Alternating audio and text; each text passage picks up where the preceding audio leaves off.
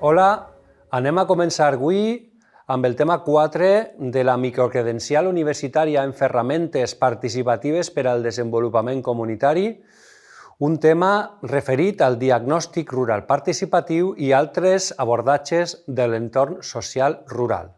En primer lloc, dir que aquest tema té una organització lògica un poc curiosa perquè va després del tema 3, que es referia a aquest conjunt de tècniques que heu pogut visualitzar anteriorment i potser hauria d'estar abans d'aquest conjunt de caixa de ferramentes que vos han explicat. Però hem considerat que calia fer-ho després, una vegada vistes totes aquest conjunt de tècniques, perquè la perspectiva i la comprensió pot ser major. En aquesta part, en aquest tema, el que anem a abordar és la justificació de l'ús d'aquestes formes i aquestes tècniques d'investigació social, la seva practicitat, per a què estan indicades i també com planificar i com desenvolupar una investigació d'aquest tipus amb aquest conjunt de tècniques que heu pogut observar en el tema anterior. Bé, comencem en primer lloc justificant un poc l'origen d'aquest conjunt de tècniques. Per a comprendre això, hauríeu d'haver visualitzat el tema 1 tant d'esta microcredencial, d'esta formació, com de la formació anterior, la primera. Per què?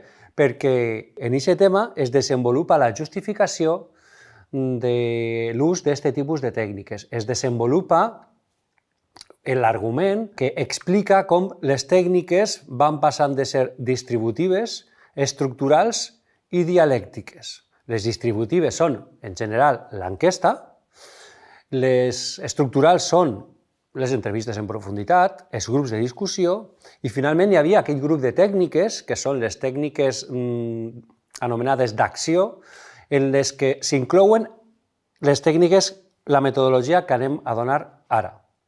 És a dir, es tracta de les tècniques o de les metodologies, millor dit, més horitzontals, amb l'ús de tècniques també que faciliten la incorporació de les persones al procés científic.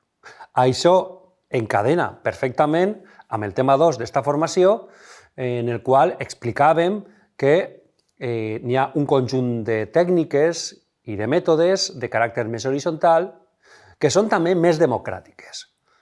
Com veureu, la justificació constant que donarem a l'ús d'aquestes tècniques ja no sols és que siguin més democràtiques, sinó que també són més senzilles i més viables per a aplicar-les en entorns que estan normalment al marge del nucli dominant o del nucli, diguem, irradiador de la societat actual, que és la ciutat.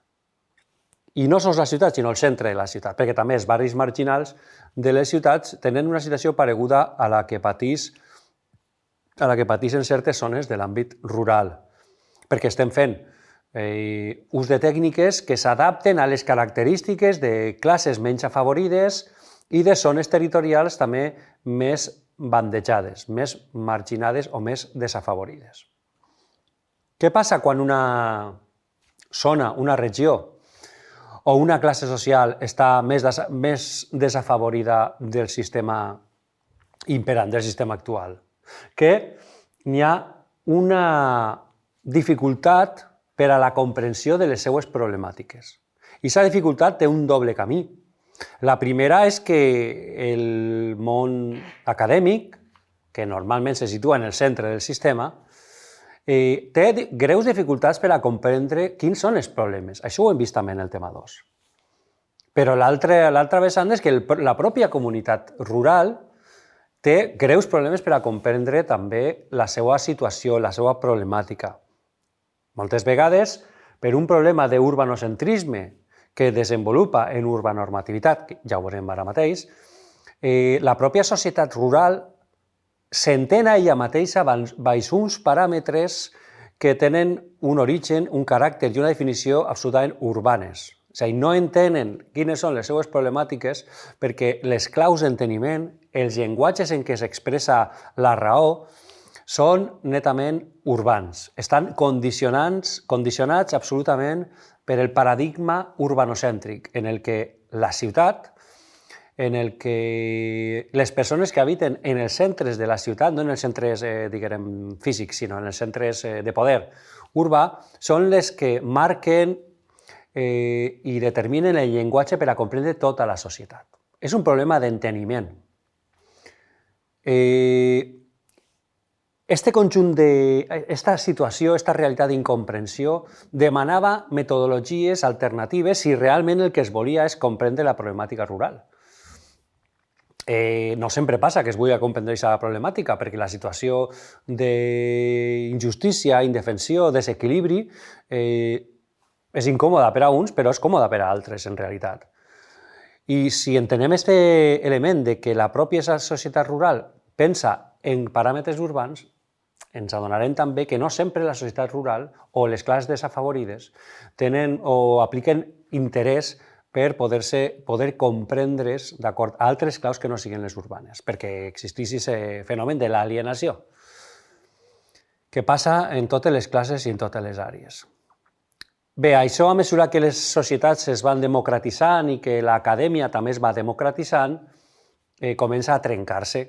I des de l'acadèmia hi ha persones que arriben a poder desenvolupar una carrera professional o una carrera acadèmica potent, però que provenen d'aquestes zones o tenen molta relació amb aquestes zones i poden començar a posar notes d'alarma a la situació de la ruralitat.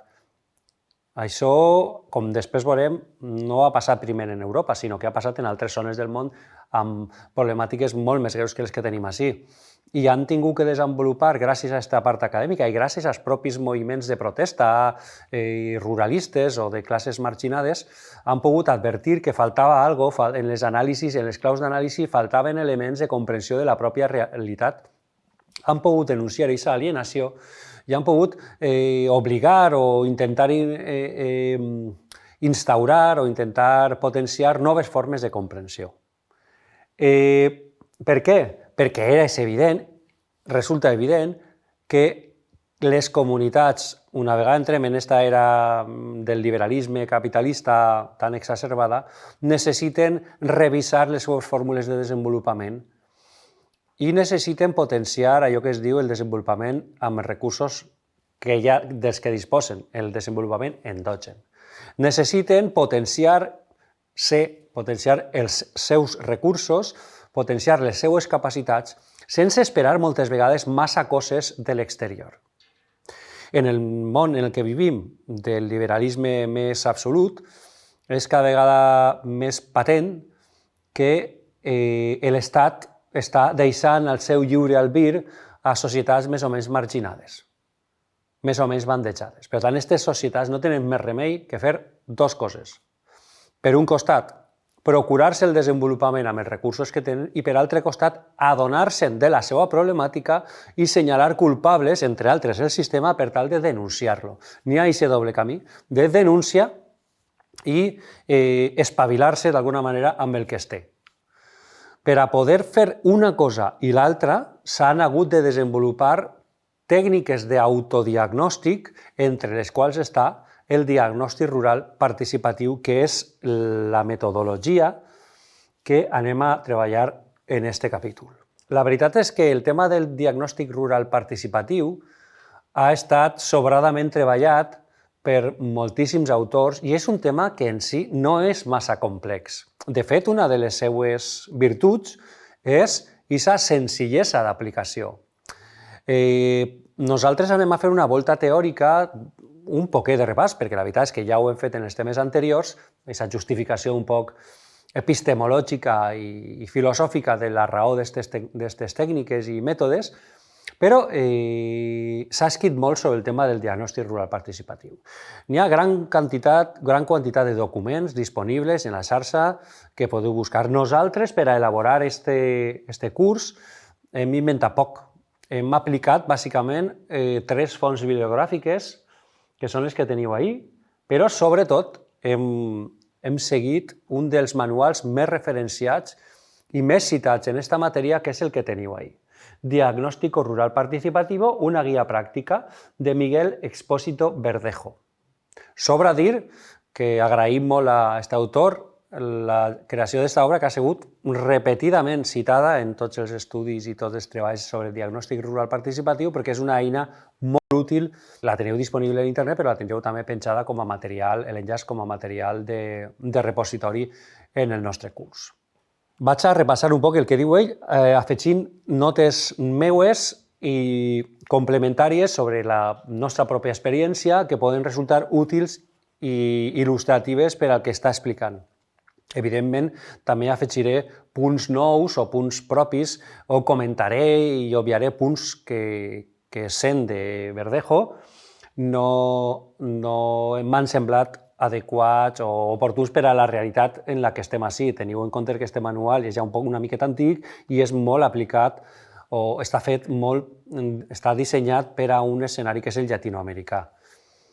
Bé, què és, segons Expósito, Verdejo i jo mateix, que em declare seguidor d'ell en aquest sentit, el diagnòstic rural participatiu.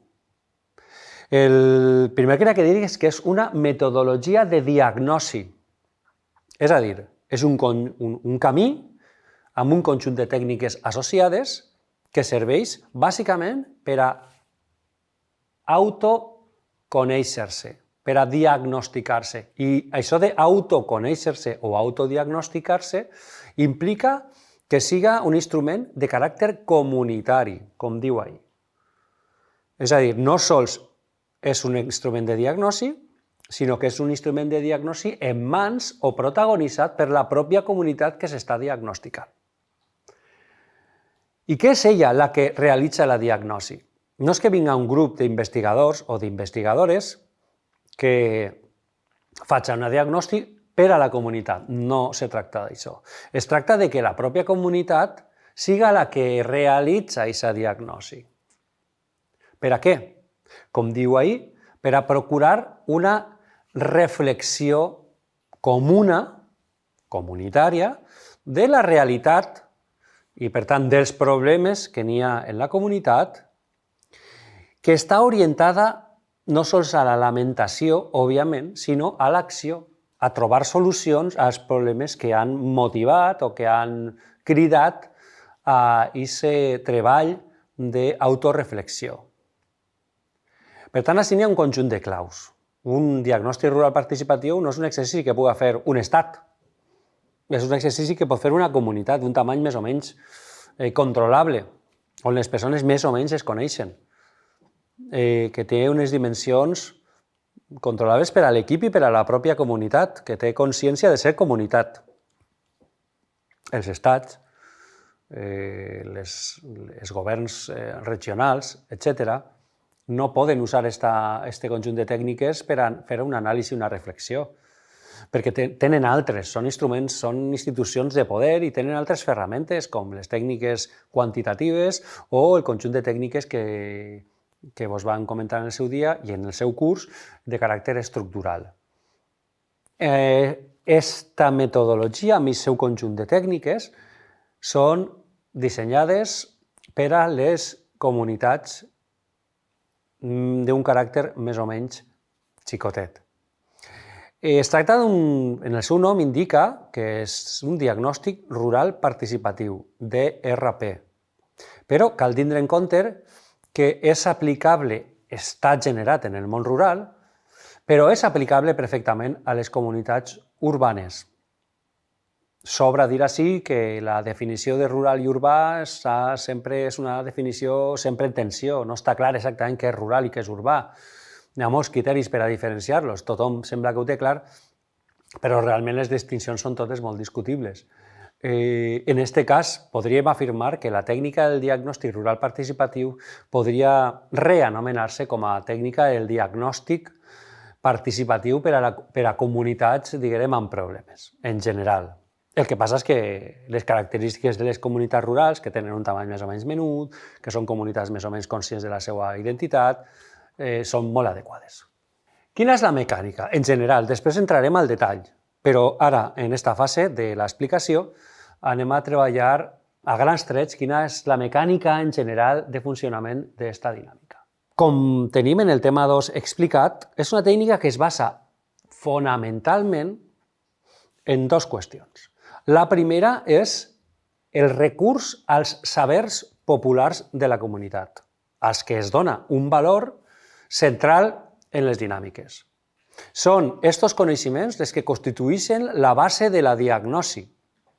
L'altre aspecte és que aquests coneixements compten amb l'ajuda de coneixements experts d'un equip de facilitadors o facilitadores que faran i que potenciaran del conjunt de coneixements populars aquells que estiguen més en la línia del problema a resoldre o contribuiran a que aquests coneixements puguen trobar elements de consens, perquè no sempre treballen en la mateixa direcció, etc. És la funció dels agents facilitadors, que són agents, com després veurem, experts en diverses àrees, no sols en les tècniques en si de les que van a fer ús, sinó també en diverses matèries a nivell teòric, és a dir, poden ser economistes, sociòlegs, sociòlogues, psicòlogues, arquitectes, el que siga. Després ho analitzarem o ho treballarem en major detall. Com ho fan? Usant un repertori de ferramentes que ja heu donat en el tema anterior, que són molt senzilles, que són molt visuals, que són molt adaptades als llenguatges que usen les persones, diguem, no expertes en les matèries que tractem, etc. Són ferramentes que són senzilles i econòmiques, és a dir, que parteixen de la base de que aquesta metodologia ha de ser assequible, assumible per comunitats amb problemes. És a dir, no pots fer un treball que coste una fortuna o que requerisca molts recursos econòmics i humans en zones d'escassos recursos, sobretot si són elles les que estan demanant aquest estudi i estan assumint-lo amb els seus propis recursos. Això es pot fer quan hi ha un estat o una institució que finança aquest tipus d'estudis, però la gràcia d'aquests estudis és que normalment, no sempre, ja veurem després també en algun exemple, estan demandats, són generats per la pròpia comunitat.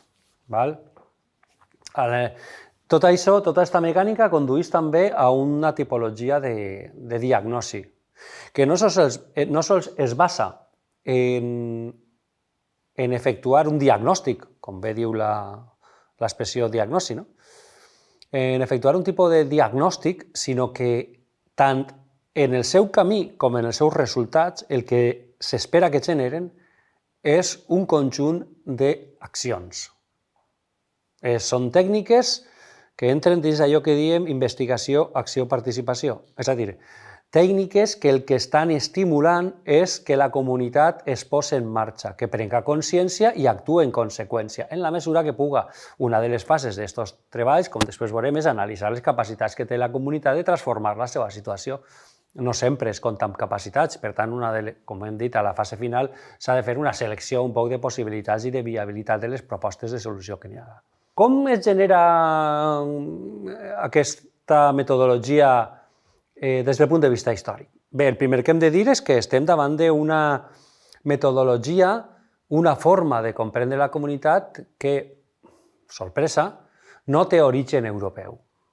No té un origen en el primer món.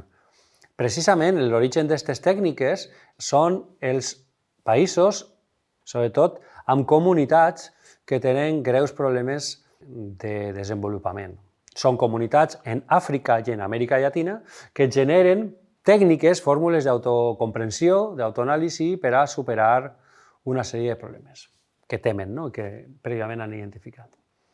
La història d'aquesta metodologia, la història de la metodologia d'investigació social per a les comunitats amb problemes, les comunitats dels marges o de les comunitats rurals en general, ha passat per diverses fases. La primera és una fase de planificació externa, diguem, òbviament dirigida des de la ciutat, des dels centres de poder, que són urbans, en les que es planificava sense tindre en absolut en compte l'opinió o la veu de les comunitats rurals, en les que es planificava el seu destí. Aquesta fase, molt característica del desenrotllisme, en el cas espanyol està clar, a l'època del desenrotllisme franquista, però en el cas europeu també van experimentar una època, diguem, de fort desenrotllisme que afectava sobretot a les zones rurals i que va provocar, en el cas de l'estat espanyol, concretament, una despoblació massiva, va col·laborar a provocar això, una despoblació massiva, una migració del camp a la ciutat de caràcter quasi irreversible en molts casos.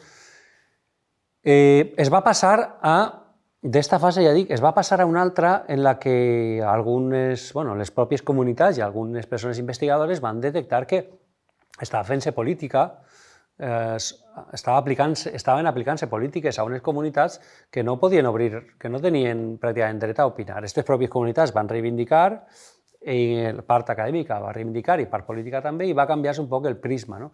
Per a donar veu a aquestes comunitats. Què vol dir això? Que hi ha un altre període en el que es passen a fer estudis, es passa a anar a estudiar a la comunitat a través d'aquest conjunt de tècniques que vos he comentat abans, que són de dos vies, no? Les distributives i les estructurals, és a dir, aquelles que estan basades en enquestes, que donen veu a la ciutadania, i aquelles que volen aprofundir fins i tot una miqueta més en què la ciutadania rural s'expressa, no? Volen, com vos vaig dir, com vam tractar en els temes anteriors, volen arribar a comprendre quins són els paràmetres socials i de comprensió social que té la comunitat rural, no? Per a donar-los veu en aquestes polítiques de desenvolupament.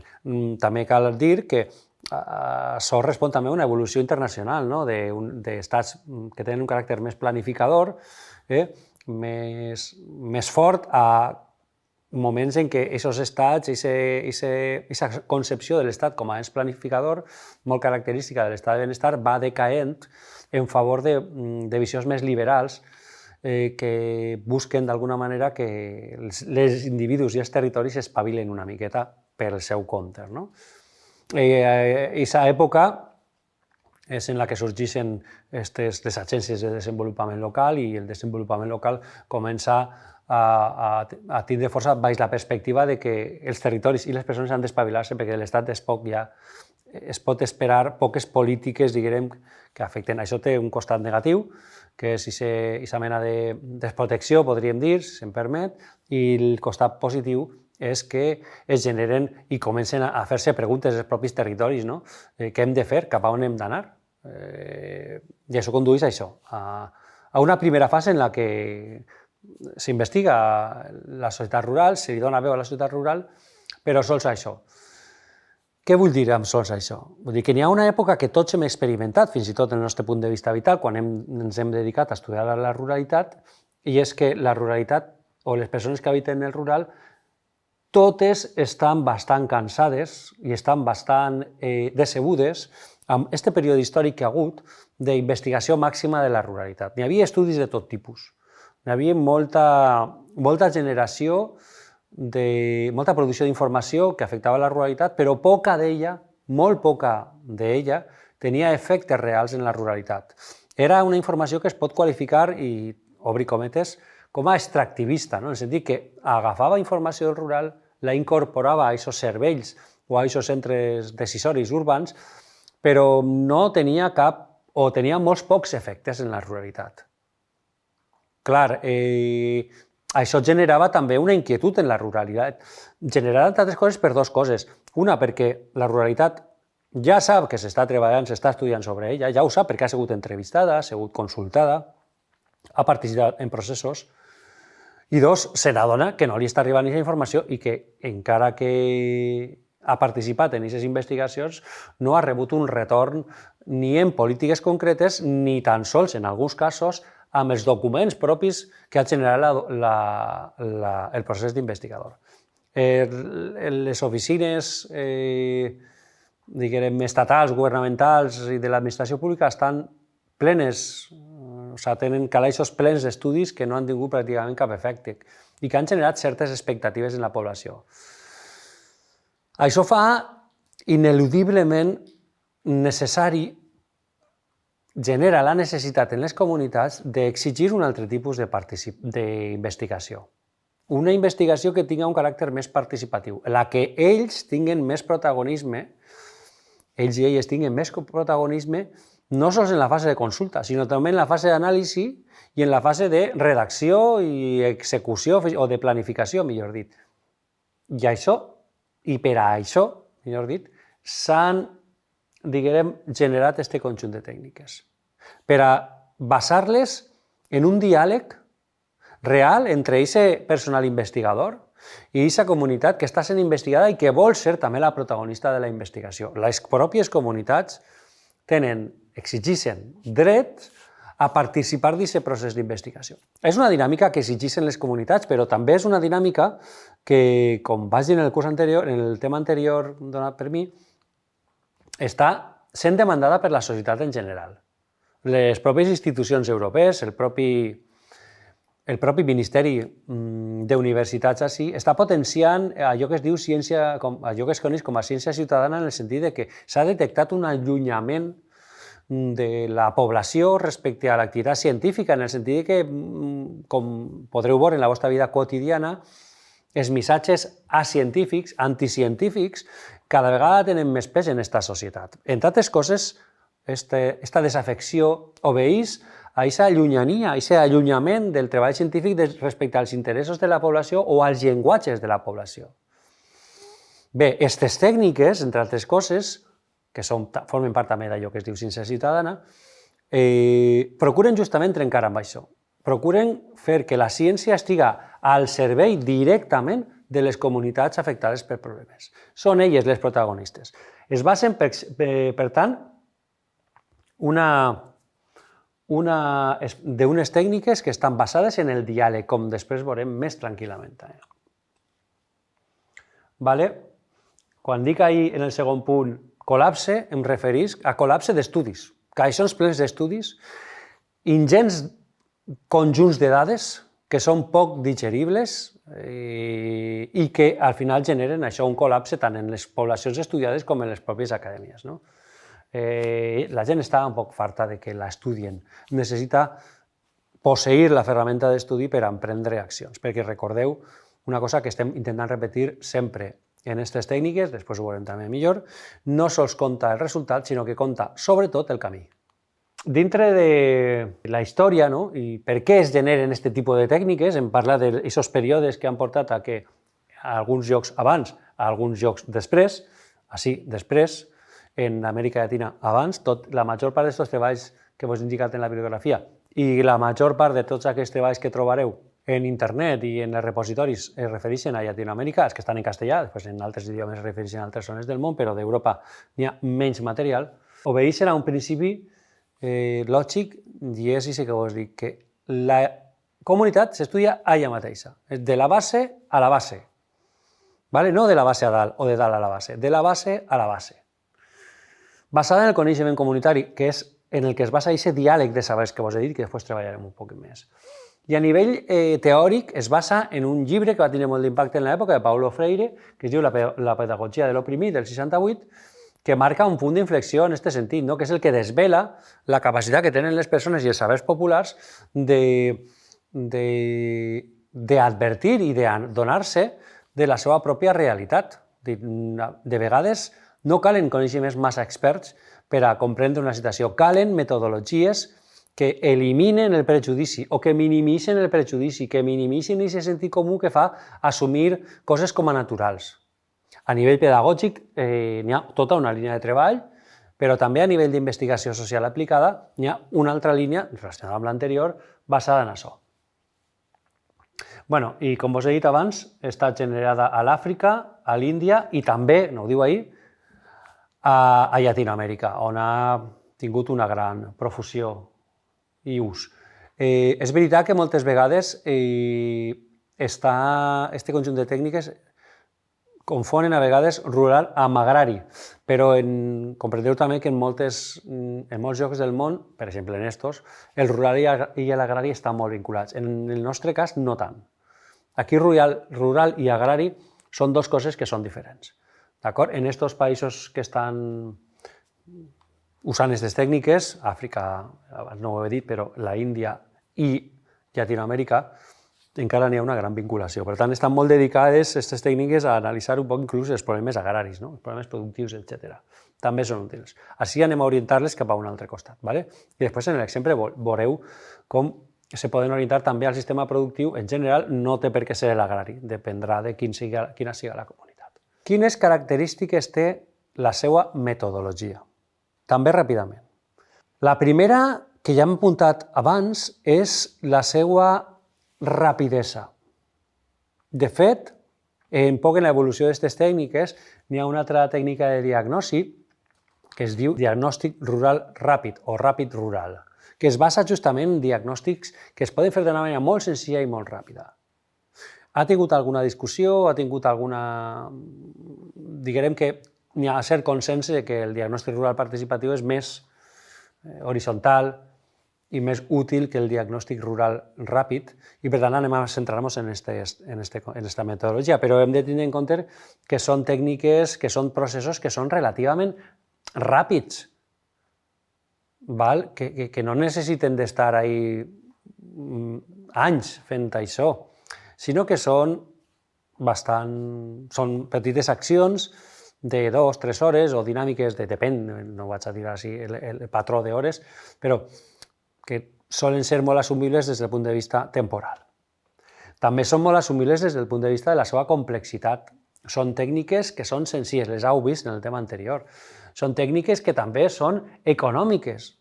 No requereixen grans desplegaments tecnològics, ni grans ordinadors, ni gran potència de processament de dades, ni grans formes de comunicació per a fer arribar enquestes a tals llocs o tals altres, sinó que són, pràcticament es fan en qüestió amb elements que són domèstics, paper, llapisseres, enganxines, que poden ser enganxines d'una manera o d'altra, ho podem fer nosaltres, ho podem comprar, és a dir, hi ha multitud de recursos molt a l'abast, molt econòmics, que són amb els que es basen aquestes tècniques. De fet, després veureu en alguna de les imatges que tenim ahir, en la que podeu veure un procés que van fer en Benassal, dels que després parlarem, que són un conjunt de taules, fulles de paper, i n'hi ha una escala que té un fil, que veureu després la utilitat que té. Una escala que se va improvisar per a subjectar un fil, per a després fer una exposició ahir del que s'estava fent en les taules. És a dir, ahir no n'hi ha realment cap cost més que realment el del personal que està conduint o facilitant aquestes dinàmiques. A nivell metodològic, arriben a obtindre un conjunt d'informació que és relativament bàsica. No són qüestions d'una complexitat elevadíssima, no són creuaments de variables complexos com heu pogut veure les persones que hàgiu vist en la primera formació, en la part quantitativa. No, són qüestions que són molt assumibles a nivell de comprensió per part de la població estudiada, i no sols per part d'aquella que ha participat, sinó també per part d'altres persones de la comunitat que per la raó que siga no han participat perquè no han volgut, no han pogut o per el que siga. És a dir, estem parlant d'un llenguatge molt de base. Per tant, la informació que obtindrem és bàsica però al mateix temps essencial per a comprendre la problemàtica local. D'altra banda, també té un caràcter, ja ho hem dit en diverses ocasions, diagnòstic.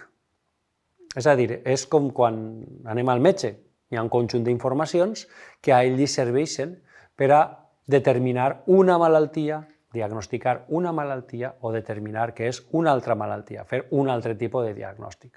Ara bé, una vegada tenim el diagnòstic fet, un diagnòstic a soles no val absolutament més que per a un acte d'autoconeixement. Si el diagnòstic té una utilitat, és bàsicament generar acció, generar accions conseqüència d'aquest diagnòstic. Ja he dit abans, i ara sí que ens centrem en aquest aspecte, que en aquest conjunt de tècniques el camí, el mètode, és un objectiu per ell mateixa. És a dir, fer que la gent participe, fer que la comunitat reflexioni sobre ella mateixa, és un dels objectius de la metodologia del diagnòstic rural participatiu. Per què?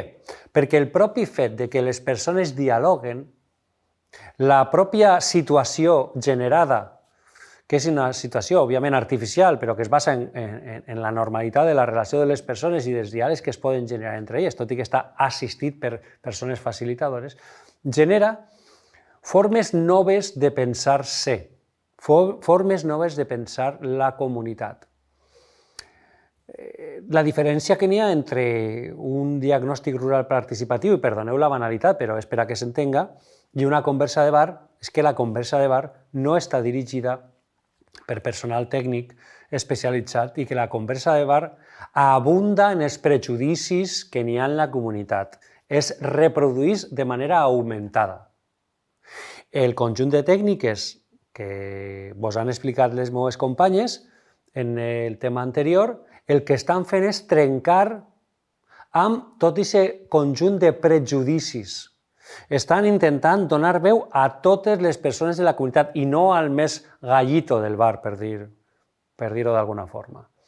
Així anem a intentar que tothom participi, que tothom diga la seva en peu d'igualtat, eliminar un poc el prejudici per a donar lloc a la raó, i la raó es construís amb el diàleg, amb aquest intercanvi d'idees, que poden haver dissensos i poden haver, afortunadament, consensos, i que n'hi ha que incorporar-los d'una manera natural. No passa res si n'hi ha diferents visions d'una mateixa realitat. És lògic i normal. Les persones tenim diferents posicions socials, diferents situacions i en moltes ocasions hi ha interessos divergents o fins i tot contraposats. No passa res. Es pot construir una comunitat en base a aquestes diferències també, o integrant aquestes diferències també. El que ha d'haver és les ganes i els mecanismes per a poder-ho parlar d'una manera horitzontal i amb cert ordre. Per tant,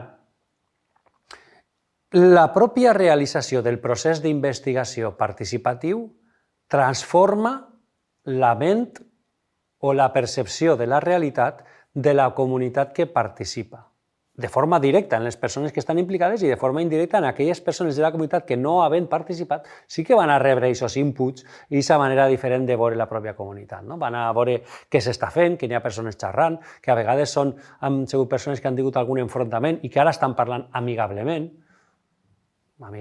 controladament almenys. Tot això és transformador ja de per si. Per tant, són importants les conclusions, és important el diagnòstic, però tant o més important és el propi camí. Perquè té sentit, com veieu ahir, té cert sentit terapèutic. N'hi ha alguns autors i autores que han explicat com les tècniques d'acció i com algunes tècniques d'investigació, com poden ser els grups de discussió, etc., són una mena de divà d'un psicòleg en el que les persones, pel propi fet de pensar-se a elles mateixes, estan analitzant-se i adonant-se de coses que sense tindre l'oportunitat de parlar-les, d'expressar-les, de verbalitzar-les, no haurien pogut percebre. En aquest cas és el mateix. El fet que la comunitat dialogue d'una manera pausada, racional, controlada, i això és feina dels facilitadors i de les facilitadores, fa que noves idees o noves formes de mirar la societat vagin emergint. Són noves perquè són percebudes, però en realitat ja estaven allà. Estaven navegant dins de la nostra ment, el que passa és que el prejudici evitava que emergiren. La nostra feina com a facilitadors i facilitadores és ajudar a que emergisquen aquestes noves formes de pensar la societat que poden ser moltes vegades desbloquejadores d'una situació de bloqueig comunitari o que produeix impotència, produeix violència, produeix desassossec en general. No dic que passa sempre, però que l'objectiu és ixe, o un dels objectius és ixe. La comunitat, de fet, amb aquests processos aprèn. No sols en el resultat del diagnòstic, insistir, sinó aprèn noves formes de relacionar-se, noves formes de plantejar discussions, noves formes d'abordar problemes. Molts dels processos, alguns en els que nosaltres hem treballat, després d'aquest procés de treball comunitari han generat institucions noves, és a dir, consells, per exemple, veïnals que aborden situacions més enllà del que és l'alcaldia o l'Ajuntament És a dir, que són consells sectorials, per exemple, turístics o de convivència o del que siga, que aborden problemes de convivència que van més enllà de les polítiques que està aplicant l'Ajuntament, en les que l'Ajuntament i els polítics s'assenten amb persones representants de societat civil, d'empresaris, etc., dels diversos col·lectius que n'hi ha implicats en una determinada matèria, s'ajunten per a resoldre o com a mínim plantejar i discutir i parlar i compartir preocupacions. Són, per tant, instruments i metodologies que, entre cometes, eduquen a la població amb el diàleg. Això seria també un element a desitjar, no sempre passa. Entre altres dels objectius, contribueixen a que l'organització de tot aquest conjunt de problemes que té la societat es pugui ser organitzada, classificada, compresa i relacionada. És a dir, problemes que poden tindre dos col·lectius socials i que aparentment són molt diferents, amb aquest tipus de tècniques podem fer que convergisquen en un problema d'un caràcter un poc més general, però que afecta a les persones que estaven en diferents posicions socials i que pareixia que tenien problemes que no tenien res a veure. Bé, un dels objectius és precisament trobar aquesta equivalència de problemes, aquesta similitud, encara que sigui definir-los més amplament, que fa que persones o col·lectius que no caminaven junts ara puguen caminar junts. Al final és una qüestió de trobar elements entrebancs més sistèmics que de detall. Què està passant amb les dones d'una comunitat? Realment pot ser que estigui passant alguna cosa pareguda que el que li està passant als joves de la comunitat, que se senten insegures en uns espais, que no troben suport en uns altres espais, o les persones majors, amb els joves, poden tenir punts en comú que siguin prèviament invisibles, no? O estiguen invisibilitzats. Quan posem en comú tot aquest conjunt d'informació, tots els problemes que tenim mútuament, és fàcil que es troben consensos, és fàcil que es troben punts de partida per al treball. Per tant, és un dels objectius trobar aquests punts comuns, aquesta identitat, si voleu, problemàtica de la comunitat. Què li passa en general a la comunitat? I de tot el que li passa, què és més prioritari? Què és més dramàtic? O què és més solucionable? Quina de les qüestions incorpora o podria incorporar una acció més senzilla per a la seva, diguem, si és un problema, la seva extinció i si és una potencialitat, la seva aplicació o implementació. Perquè al final el que es busca, com hem dit abans, és que d'aquest diàleg isca una negociació, isca un descobriment d'eixides noves, d'eixides innovadores, que desvela camins que fins ara no havien estat, fins al moment en què s'ha fet la diagnosi, no havien estat explorats. Totes les coses solen estar ahí, ningú inventa la pólvora allà, però moltes vegades n'hi ha elements que són pràcticament estructurals que eviten que la població en general i els col·lectius vulnerables en particular troben solucions als seus problemes. O almenys no que troben solucions, però que troben el focus, l'origen d'aquest problema, el que puguen d'alguna manera controlar o atacar per diversos flancs. Potser no puguen solucionar el problema, però sí que el poden identificar i acotar o treballar sobre la base que el problema, per exemple, és estructural, no es pot evitar, però podem fer accions per a contrarrestar els efectes d'aquest problema original estructural. Quins són els avantatges de la metodologia del diagnòstic rural participatiu? Els podeu haver intuït, perquè resulten molt evidents.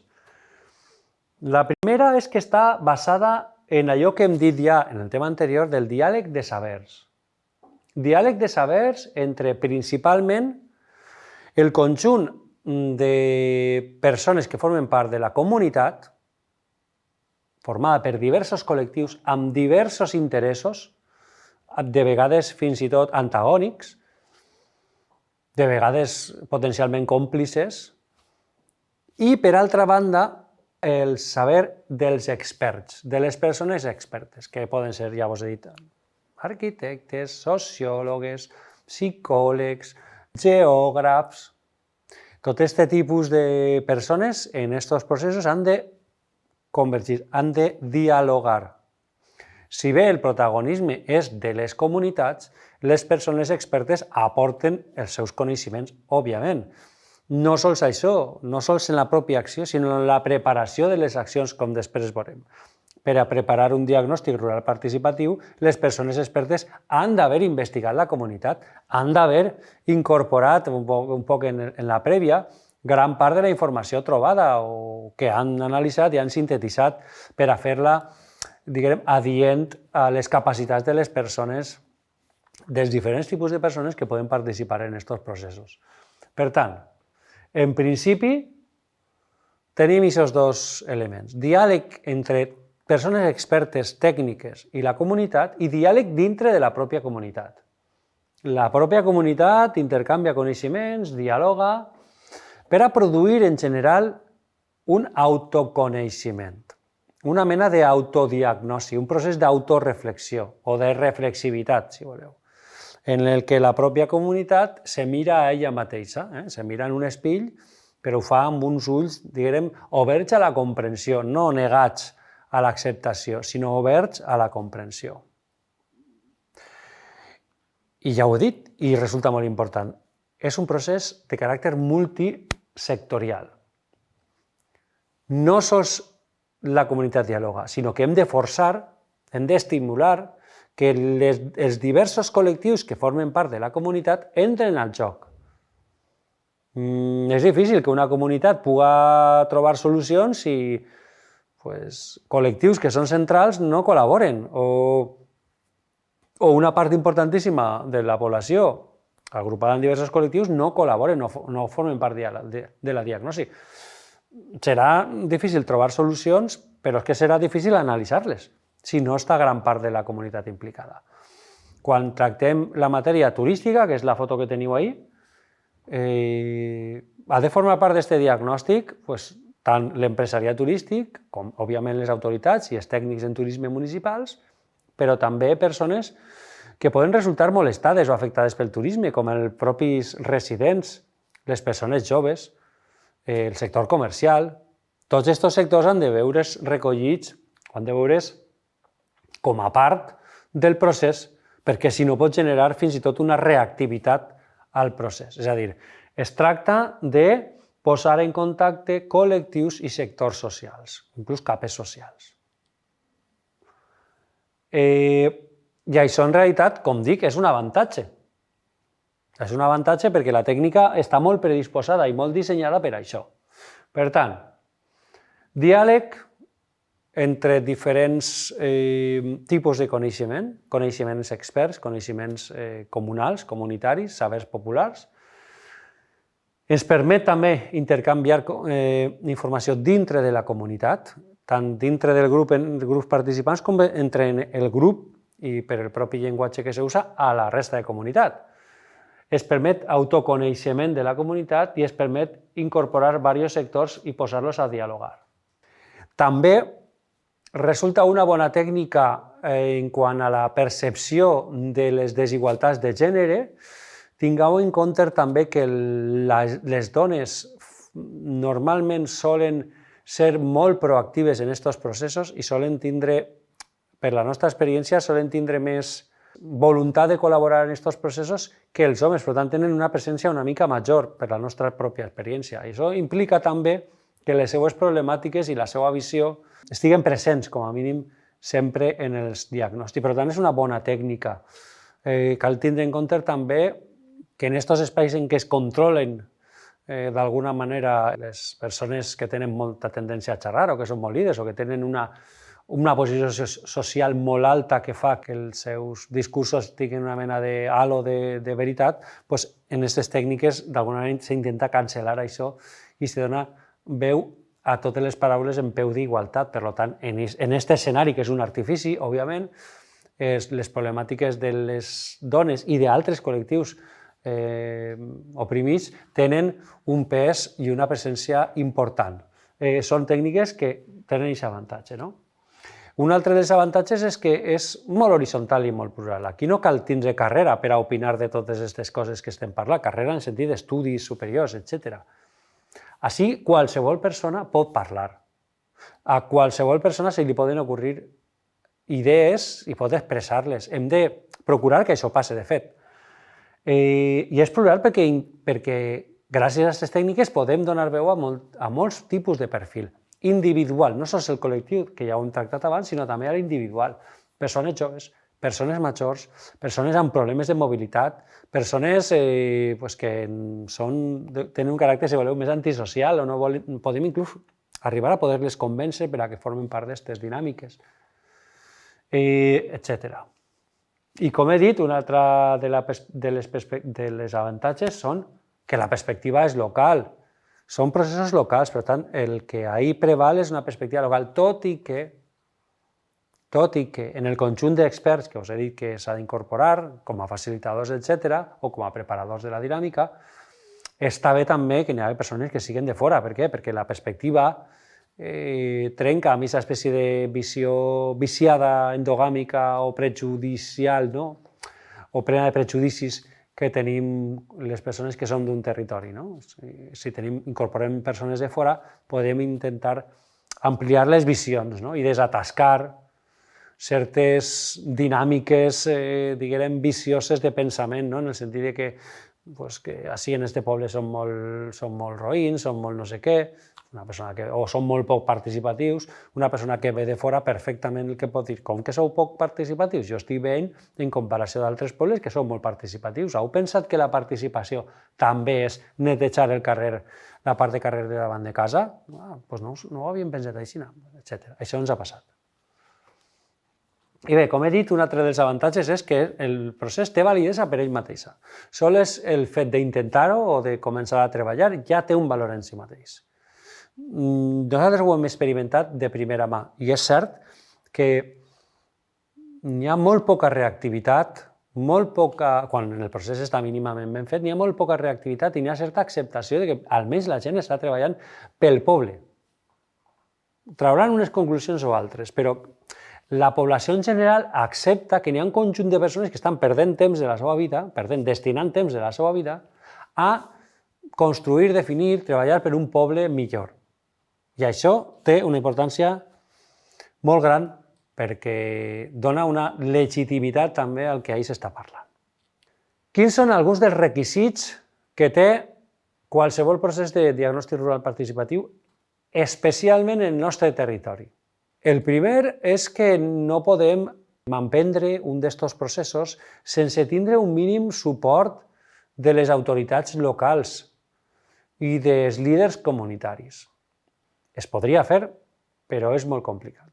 Des de la Universitat Jaume I, que portem molts anys treballant amb les comunitats locals de l'interior de les comarques de Castelló, que és una zona amb un 80% de municipis de caràcter rural i de caràcter rural profund, la conclusió a la que hem arribat és que no podem iniciar processos en pobles si l'Ajuntament del poble no ens ha donat el vistiplau, no ens ha aprovat la col·laboració. Per què? Perquè és trobar-se amb la meitat del poble incòmode, amb la meitat que ha votat a aquest partit que governa, amb suspicàcies, amb sospites, i és complicadíssim. Diguem que no es pot fer a nivell de fins i tot l'ús d'espais, etc. Per tant, la primera qüestió que n'hi ha que resoldre és ja no sols que algú ha de normalment potenciar o demanar, sol·licitar aquesta investigació, i si no sou personal de l'Ajuntament, algú haurà de pagar-la, òbviament, sinó que l'Ajuntament ha de ser còmplice, ha de desitjar i col·laborar amb la investigació. Si no, és complicadíssim, per no dir impossible.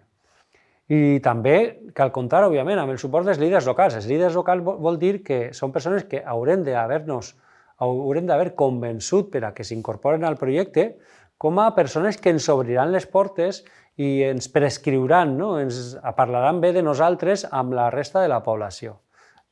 Si no comptem amb el suport dels líders locals, encara que comptem amb el suport de l'Ajuntament, serà molt complicat emprendre un procés d'aquest tipus. L'altre requisit és que la comunitat ha d'haver arribat a un punt en què, de manera real i honesta, es busquen solucions als problemes de caràcter del grup o del caràcter del conjunt de poble. Si no n'hi ha aquesta voluntat, Si el poble o la comunitat, per exemple, estan conformats per grups confrontats amb un nivell alt de confrontació, i no n'hi ha voluntat de posar-se d'acord, per molt de diagnòstic rural participatiu que fem, no podrem fer res, perquè els punts de partida estan molt enconats, molt enfrontats. Vull explicar-me millor. Poden estar enfrontats i enconats, però si no n'hi ha voluntat de trobar solucions, per molt que anem, no anem a poder facilitar cap solució. Coneixem casos de processos de diagnòstic rural participatiu que s'han posat en marxa.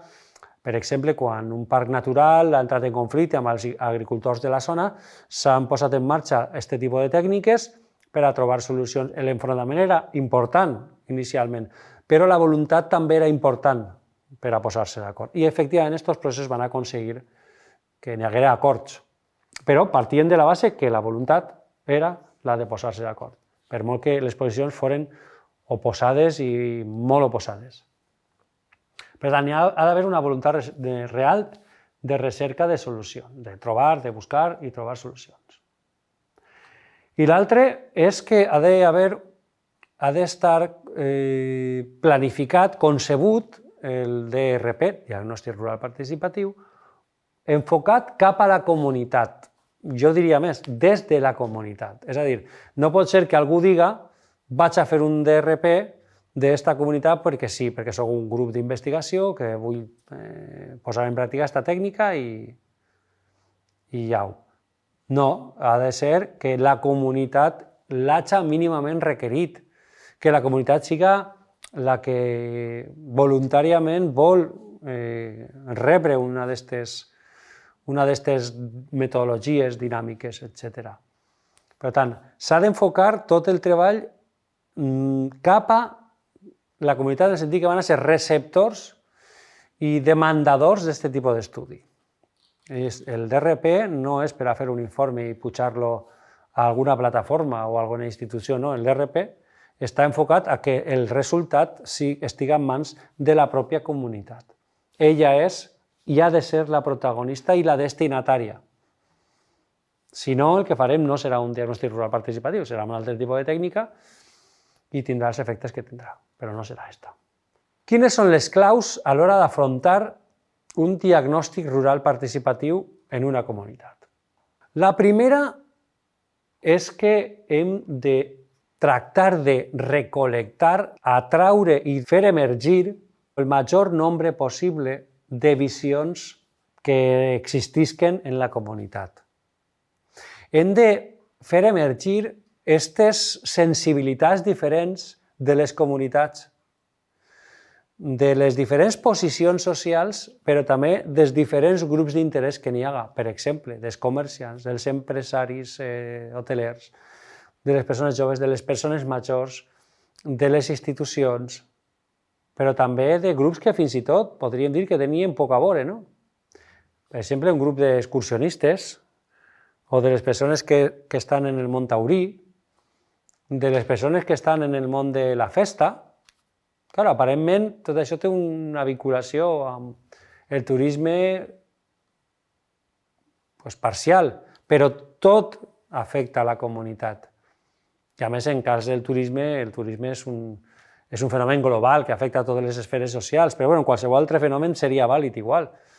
Si n'hi ha un problema, per exemple, la gestió de l'aigua local, afecta absolutament totes les entitats que hi ha en el poble i també a totes les classes socials. Per tant, si el primer punt és la recol·lecció de la major part de veus, de sensibilitats que existissin o que entenem que existissin en la societat, en la comunitat concreta de l'estudi, la segona és que hem de procurar, ha d'existir un nivellament entre el valor del saber expert i el valor del saber de la comunitat. Per tant, les persones expertes i les persones que formen part de la comunitat han de nivellar-se. No és allò de que parle l'expert i tothom calle i obeïsca el que estan dient, que sí, per una qüestió d'educació n'hi ha que callar quan parla una persona, però la seva visió pot ser discutida. pot ser interpretada o aclarida per altres veus o matisada. Per tant, quan també parla una persona de la comunitat, té dret a ser escoltada en igualtat de valor que els arguments de les persones expertes. Les persones expertes seran expertes, però probablement de la comunitat coneguen menys del que coneguen les persones que viuen en la comunitat. Per tant, hem d'equiparar d'alguna manera el valor. No dic la utilitat, ja ho vam dir en el seu tema, el saber expert té una utilitat i el coneixement popular té una altra.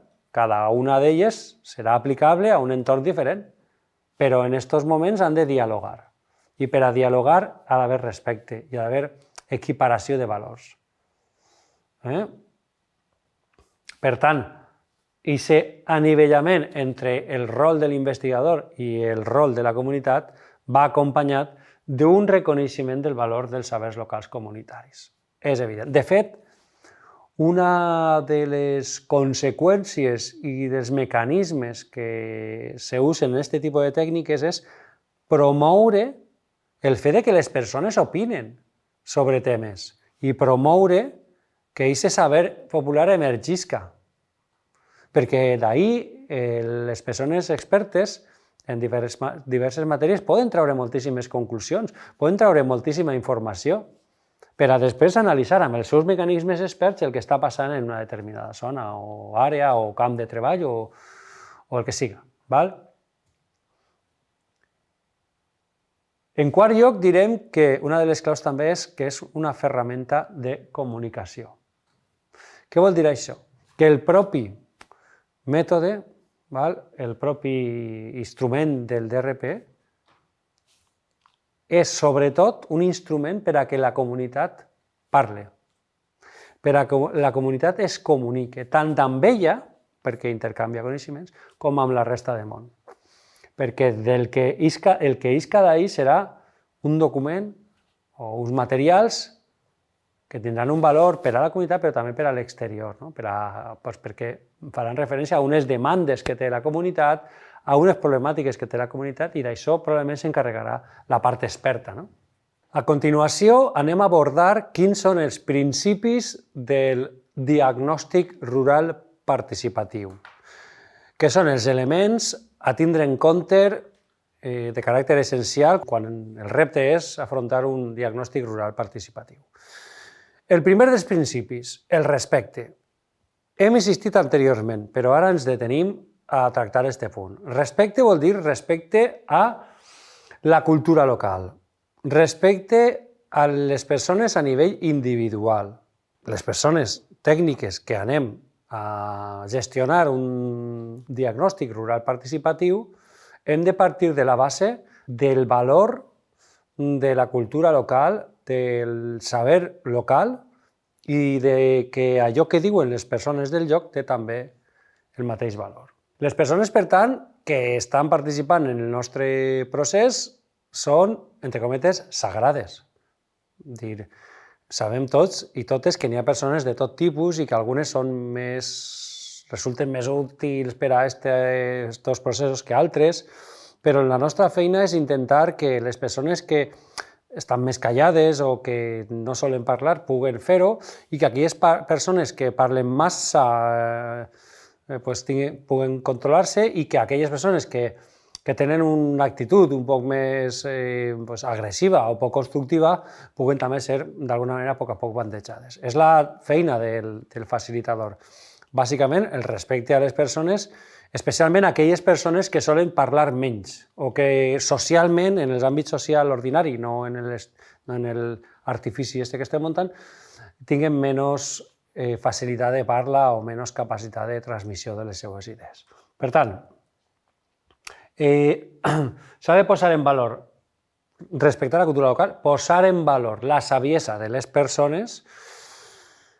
És allò de que moltes vegades es produeix la situació de que una persona de vegades major o jove, o de vegades una persona que sol estar una miqueta més cohibida, diu, si és que el que jo dic no té cap importància, perquè no, a aquestes persones n'hi ha que justament valorar molt la seva aportació. El que vostè diu és una gran... cada un té la seva tècnica, però ajudar a les persones a que puguen expressar-se, reforçar-les i potenciar un poc la seva autoestima. És un principi bàsic. Dintre del principi del respecte, bàsicament n'hi ha que, i corresponent amb el respecte a la cultura local, és molt important reivindicar, ressaltar els elements de gestió social, de gestió ambiental, de gestió econòmica que tenen les poblacions que estem estudiant. És a dir, si una comunitat gestiona, anem a dir, els seus residus orgànics abocant-los a una mena de zona específica del poble per a que allí fermenten i després tirar-los als animals o directament al camp i als animals, i això ho mig amaguen, la persona experta, la facilitadora experta, ha de considerar aquesta fórmula com una fórmula que fins i tot ara en l'actualitat està repotenciant-se, no? Ha de reforçar aquestes formes locals de gestionar, si, evidentment, si van en la direcció, diguem, que està un poc avalant-se a nivell internacional. Per això és la persona experta, sap què està passant a nivell global, ha de saber-ho, en tot cas, i ha de buscar la forma de que aquestes fórmules pròpies encaixen amb modificacions o sense dins d'aquest panorama, si és que estan en línia, òbviament. I després un altre principi és que cal escoltar. I sobretot la persona experta, la persona facilitadora, el que no ha de fer és adoctrinar. Ni adoctrinar ni escenificar una mena de classe que està fent a les persones que estan allà escoltant. L'actitud ha de ser la contrària, l'actitud ha de ser la d'intentar oferir instruments per a que les persones ens eduquen a nosaltres com a facilitadors. És a dir, que siguin aquestes persones les que estiguen sempre amb el gust i amb el plaer d'il·lustrar-nos sobre les capacitats, sobre els problemes, sobre com entenen les persones del lloc la seva pròpia situació.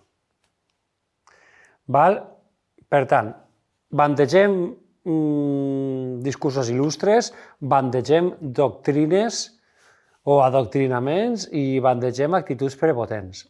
Som subordinats, com a facilitadors i facilitadores, a el que les persones de la comunitat estiguen maquinant, pensant, argumentant.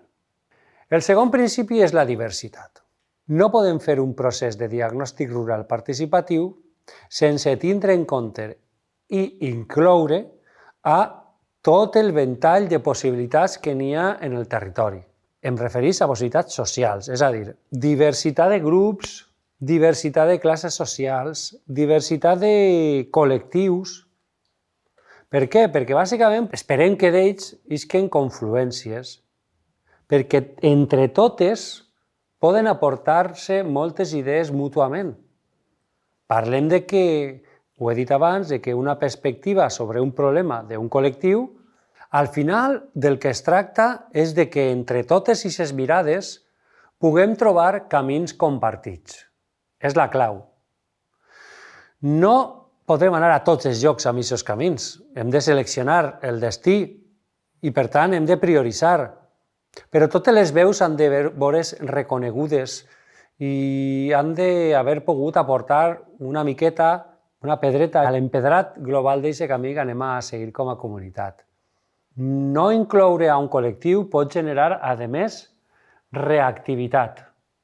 Pot generar oposició al procés. Per tant, des d'un punt de vista de la pròpia estratègia del procés, com des d'un punt de vista també de la intel·ligència ambiental, si vulguem dir-ho així, hem de tenir en compte a tots els col·lectius, perquè aporten i perquè han de sentir-se part i no reaccionar en contra del procés. També dins del propi procés, dins de les pròpies metodologies, hem de practicar molt allò que es diu l'empatia. L'empatia és aquesta capacitat de posar-se en el lloc dels altres, d'intentar comprendre per què els altres opinen com ho fan de determinada qüestió. Hem de practicar l'empatia com a persones tècniques o facilitadores, que serem en aquests processos, però també hem de potenciar l'empatia entre les pròpies persones participants a les dinàmiques en qüestió.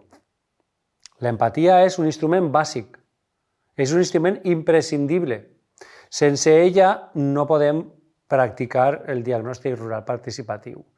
Si una persona o nosaltres no som empàtics i no podem ficar-nos en el lloc dels altres, en realitat estem sobrant. Per tant, hi ha que procurar sumar i no sobrar.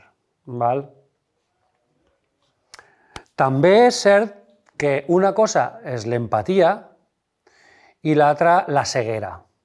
És a dir, podem ser empàtics i posar-nos en la pell dels altres, i podem també tindre una actitud nosaltres que hem revisat i hem objectivat i hem vist, diguem de manera un poc allunyant-nos d'ella, quines són les seues característiques, però el que no podem fer és ser cecs i no practicar l'autocrítica. La crítica, l'autocrítica, en aquest cas, ens ajuda a matisar, a reformular i sobretot a trobar punts d'enteniment amb altres col·lectius. Si ningú és autocrític, els discursos que prèviament estaven enfrontats o eren divergents continuaran sent-ho.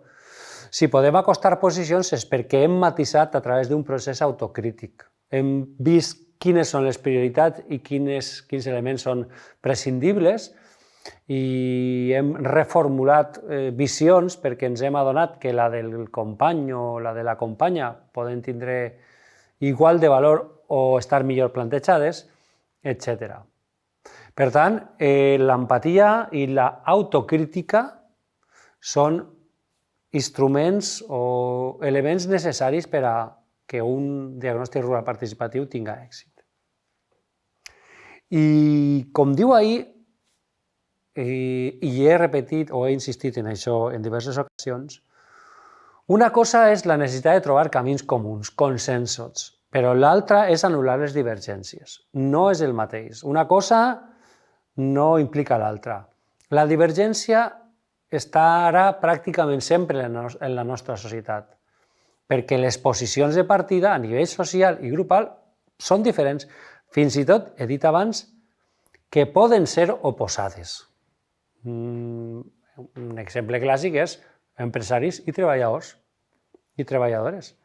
Com més guanya l'empresari, normalment més deixa de guanyar el treballador. Han de compartir el capital treball, han de distribuir-se d'una manera més o menys negociada, però està clar que la tensió, quan un guanya més, l'altre guanya menys. Són qüestions irreconciliables, hi ha que buscar punts de pacte, sense negar la major, que és la diferència, o l'antagonisme fins i tot. Però al final, en qualsevol negociació, en qualsevol situació, es pot arribar a pactes en pro de disminuir el conflicte i facilitar la convivència. En aquest cas, igual. Pot haver, per exemple, un conflicte entre els festers i els hotelers, perquè quan hi ha molta festa en la plaça, l'hoteler no pot tindre les habitacions obertes perquè el soroll és infernal i no es pot dormir. Això ens ha passat en alguna situació o en algun anàlisi que hem fet en els pobles d'interior. Bé, les posicions són contràries, són posicions radicalment oposades de partida. Per tant, per a trobar aquests camins compartits no és necessari eliminar la divergència, sinó saber separar què és allò fonamental i què és allò accessori. I, evidentment, negociar. La negociació forma part d'aquests processos. Allò més important del procés és que si no hi ha consens social, serà molt difícil dur avant les accions o que hagin resultat indicades després del procés de diagnosi. El tercer principi és la inclusivitat, que és alguna cosa pareguda a la diversitat. El que passa és que així el que anem a insistir és en que n'hi ha en la societat grups que tenen problemàtiques concretes, que normalment tenen menys veu que la resta de grups, o persones que per les seues problemàtiques específiques no solen dir paraula en processos d'aquest tipus i que nosaltres hem de procurar i estimular que participen. La recerca dels grups que formen part d'aquestes dinàmiques és importantíssim anar a buscar grups especialment desafavorits. I persones també, d'acord? N'hi ha que escoltar-los i n'hi ha que també adreçar-se explícitament a aquests grups, fent-los invitacions expresses, no genèriques, animant-los a participar i oferint-los un espai de seguretat i de garantia de respecte a la seva peculiaritat o al seu element, diguem, o a l'element que faci que puguen estar en l'òrbita marginal de la societat. Tant en els grups com a nivell individual. Aquelles persones que creuen que la seva veu no té valor, hem de reivindicar, hem d'indicar-los que estem reivindicant que aquestes veus minoritzades, aquestes veus minoritàries, aquestes veus que normalment resulten amagades, tenen gran valor. Quart principi, visualitat. Estem parlant de que volem usar tècniques que siguen viables des d'un punt de vista de la capacitat de les persones que entren a participar a les dinàmiques. Estem parlant de persones que no tenen per què tindre una gran formació i que no tenen, sobretot, per què tindre una familiarització amb elements d'anàlisi més o menys sofisticats. Per tant, tot l'instrumental necessari per a aquestes persones s'expressen i puguen assimilar allò que s'està generant de la dinàmica grupal, passa per usar llenguatges molt més assumibles, molt més senzills. Un dels llenguatges més senzills que n'hi ha és l'audiovisual, i especialment el visual, en aquest tipus de situacions en què no podem editar i gravar a temps real. Per tant, la visualitat, com teniu ahir la foto d'un procés que vam fer en Benassal, és evident, és central. Pràcticament totes les tècniques treballen sobre elements visuals, sobre mapes, sobre fotografies, sobre gràfiques, sobre infografies en general que les persones que n'hi ha matisen, regulen, identifiquen, tot això que heu donat en el tema anterior. La qüestió és que el llenguatge visual és més comprensible, més horitzontal i permet el control de la informació per part de la comunitat que està sent estudiada. Per tant, és més democràtic en aquest sentit. És evident que tot no poden ser imatges i que quan anem a enfrontar-nos a l'anàlisi d'una situació social n'hi haurà elements que els experts i les expertes haurem d'aportar com a base d'anàlisi social que tenen un cert nivell de sofisticació. Nosaltres, com a facilitadors, facilitarem l'accés a aquestes dades, la interpretació de les dades. Tanmateix, dades n'hi haurà que aportar, probablement. Ara bé, una cosa són unes dades que estan controlades, estan convenientment servides i presentades, i l'altra inundarà les persones amb informació. Aquesta inundació genera una certa reactivitat per incomprensió. Quan posem massa gràfiques, massa informació a la població en general, ràpidament hi ha un bloqueig, en plan, jo no, això no ho entenc, jo tal, i jo no val passó, i que genera rebuig no sols en quant a la interpretació de les dades, sinó a la participació consegüent en la resta de procés. Per tant, molta alerta en les dades i molta alerta en els informes o la documentació, després veurem que passem a la població, perquè pot generar molta reactivitat. Un gran document de 300 pàgines, 200 pàgines, es garanteix que ningú el jutja de la comunitat participant. Això és una garantia. 200 pàgines no se van a llegir. Qui se va llegir 200 pàgines? Rarament ningú se llegirà 200 pàgines d'un informe, ho reconec, però sí que serviran per a una institució, perquè no cal llegir-se les 200 pàgines, sinó que n'hi haurà diversos apartats en els que abordarem un tema o un altre que serà el que a l'entitat concreta de competència li interessarà. Cinquè principi, el de la triangulació, que l'hem abordat ja en diverses ocasions, especialment en el tema 1 i en la primera microcredencial. Què volem dir amb triangulació? Estem parlant de triangulació metodològica, és a dir, usar diverses tècniques per a corroborar la informació que ens està emergint de l'anàlisi de la situació que estem treballant. Per tant, sobretot el grup expert el grup facilitador, ha d'haver realitzat un estudi previ amb diferents fonts d'informació, estadístiques, dades secundàries principalment del grup o de l'entorn geogràfic que estem estudiant o que anem a abordar, però també ho han de fer mentre i de manera posterior. Vol dir això que mentre estem fent el procés n'hi haurà aspectes que sorgiran que no haurem tingut en compte en la primera fase, en la fase prèvia al treball de camp, i haurem de repassar, haurem de buscar les dades ràpidament per a poder-les servir a les persones que ens les han sol·licitat o per a poder usar-les perquè considerem que són importants nosaltres mateixes.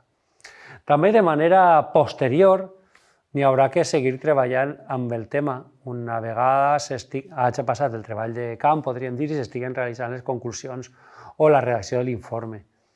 N'hi ha que actualitzar dades i n'hi ha que buscar dades que siguin complementaris o fins i tot de situacions socials que puguen haver-se donat en altres llocs o en altres grups, però que puguen tindre un cert marge de semblança a la nostra situació analitzada. És important que abans de les dinàmiques, de la fase de dinàmiques, hagin treballat aquesta informació.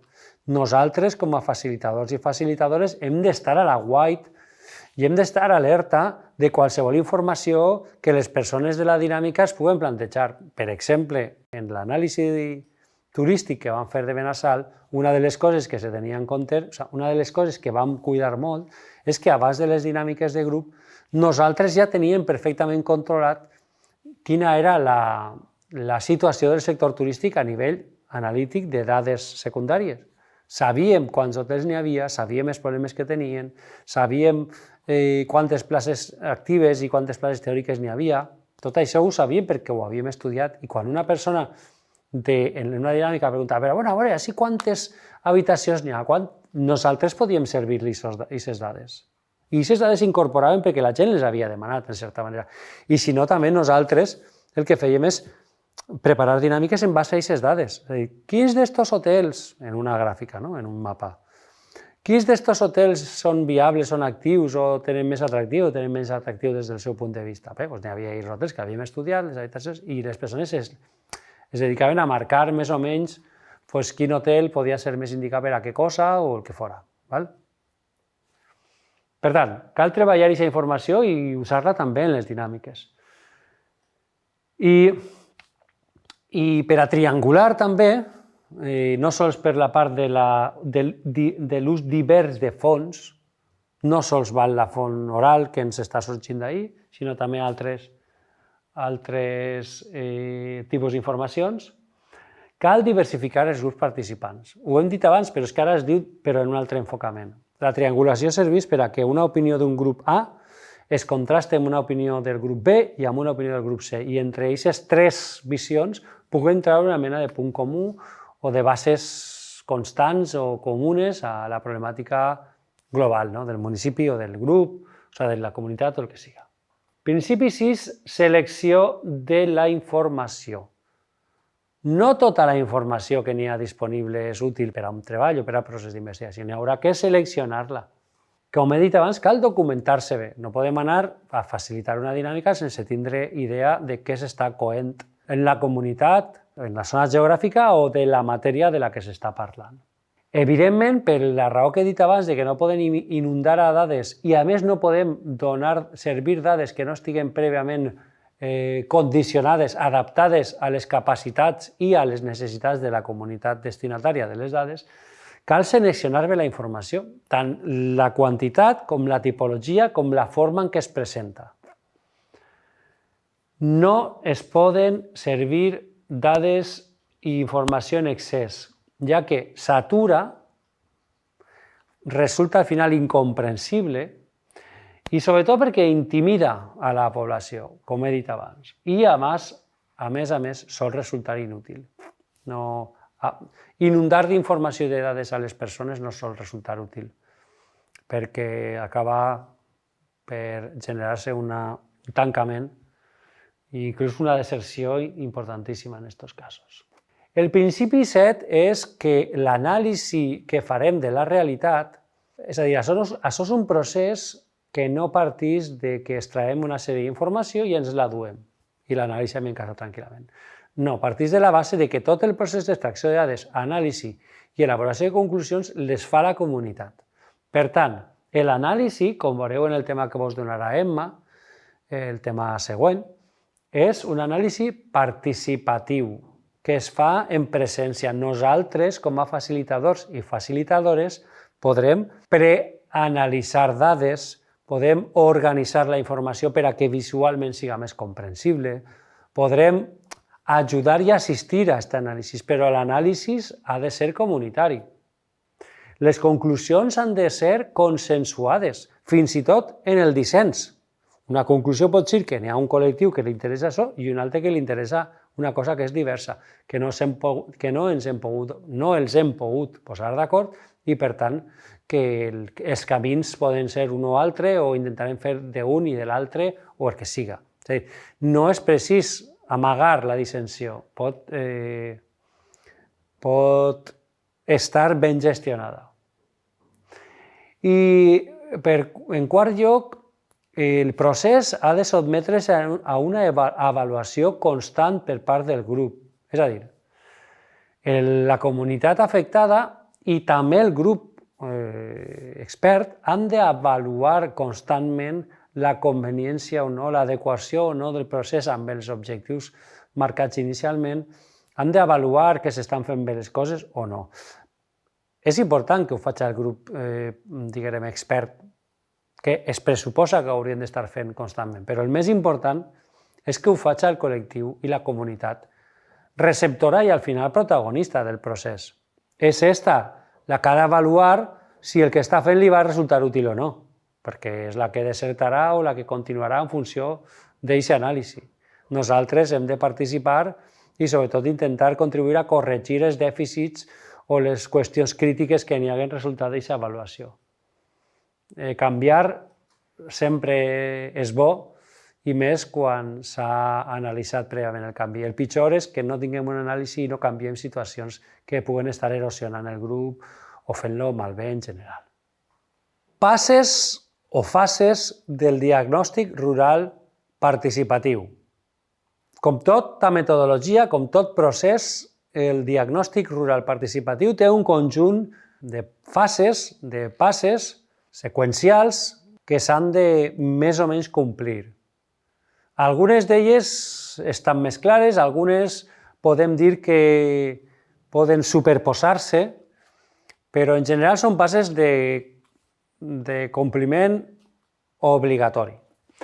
La primera d'elles és fixar un objectiu. És evident, no podem anar a una comunitat a treballar tots els aspectes de la comunitat. Hem de definir mínimament un objectiu. Hem de delimitar l'àmbit de treball. N'hi ha comunitats molt menudes que sí que poden plantejar-se el que en altres àmbits diem un projecte de poble, però ja estem marcant també un objectiu. Què volem ser de majors com a poble? Però el que és més normal és definir un camp de treball molt concret, una problemàtica més o menys concreta.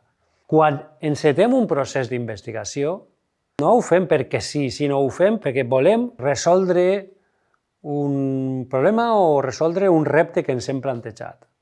La investigació, en general, la mobilització en general, resulta cara. Cara no ja sols en el sentit econòmic, sinó en el del consum de temps de les persones.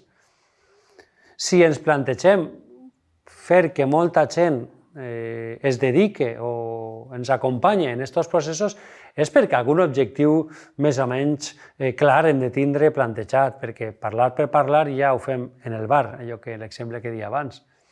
Si volem parlar i dialogar així és perquè tenim algun problema o tenim algun repte que plantejar. Per tant, es tracta de qüestions problemàtiques, es tracta de nous projectes, cal definir-ho. El pas 2 tracta de la preparació del grup de facilitadors. Això vol dir dues coses, que n'hi ha que preparar un grup, n'hi ha que organitzar un grup, i dos, n'hi ha que preparar el grup, n'hi ha que formar-lo mínimament. Els grups de facilitadors normalment es basen en la diversitat, en la heterogeneïtat o, si voleu, la multidisciplinarietat. Hem d'intentar formar un grup composat per persones de diferent perfil, tant perfil formatiu acadèmic com perfil residencial, és a dir, que siguin propers a la comunitat, que siguin de fora de la comunitat, que siguin d'una branca que és la psicologia, la sociologia, l'arquitectura, la geografia i fins i tot la història, si voleu, és una qüestió de patrimoni. No? I a banda, n'hi ha que procurar, és pràcticament obligatori que es treballi el tema del gènere, perquè en el gènere s'amaguen moltes de les problemàtiques que n'hi ha en la societat actual. No? Les problemàtiques de gènere travessen transversalment qualsevol altra problemàtica i, per tant, és idoni comptar amb perspectives de gènere diferents. Per una altra raó també, en molts casos, les dones es troben més segurs, troben major confort i major nivell de confiança quan hi ha dones facilitadores que quan hi ha homes. Per això és important, en part, que en funció de quin és el perfil de persones que van a formar part de la dinàmica, puguem triar també perfils de facilitadors i facilitadores que resulten compatibles, que generen acomodació entre les persones del grup meta, no? Que es diu, del grup de treball local. Si estem parlant de la problemàtica que tinga a veure amb la dona, doncs haurem de portar dones, òbviament. I en general, perquè n'hi ha...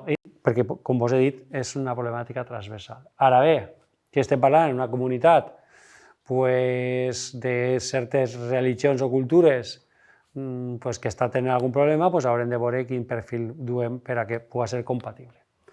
Aquest tema l'hem tractat ja quan parlem de tècniques qualitatives en la primera microcredencial. Per tant, no l'anem a tornar a donar. Teniu disponibles tots els materials. El tercer pas és la identificació dels participants, és a dir, qui interessa o qui necessitem que estiga present en les dinàmiques, és a dir, que participe.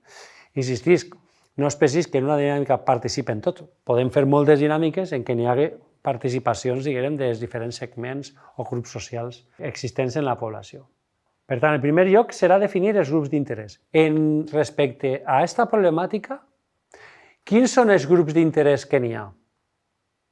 En una problemàtica relacionada amb el turisme, pràcticament són tots els grups d'un municipi que estan interessats, tant grups informals o grups de cohorts, per exemple, d'edats, de gènere, etc., com grups organitzats a través d'associacions, grups de danses, grups de taurins, grups d'excursionistes, grups d'estudis comarcals, tots aquests grups tenen coses a dir. Depenent de l'anàlisi o de la problemàtica que treballem, seran més convenients uns o altres, o alguns seran imprescindibles i els altres seran convenients. Jo insistisc en que les poblacions rurals del nostre territori haurien de comptar amb el major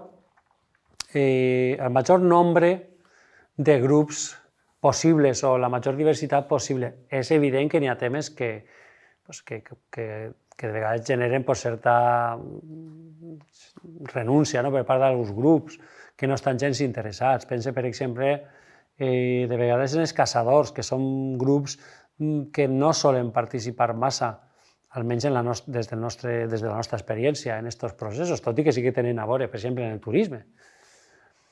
Però bé, n'hi ha grups que seran complicats, però n'hi ha altres que seran d'obligada, diguem, recol·lecció o d'obligat fitxatge. Uns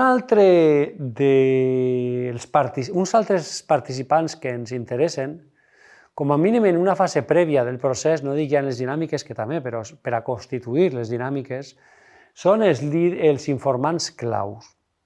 Informants claus, ja ho hem dit també quan repassàvem la resta de tècniques, són aquelles persones que tenen un domini d'una matèria o d'una situació social o coneixen molt bé un grup determinat del poble, que es poden ajudar no sols a comprendre la situació, sinó a identificar els líders de cada col·lectiu.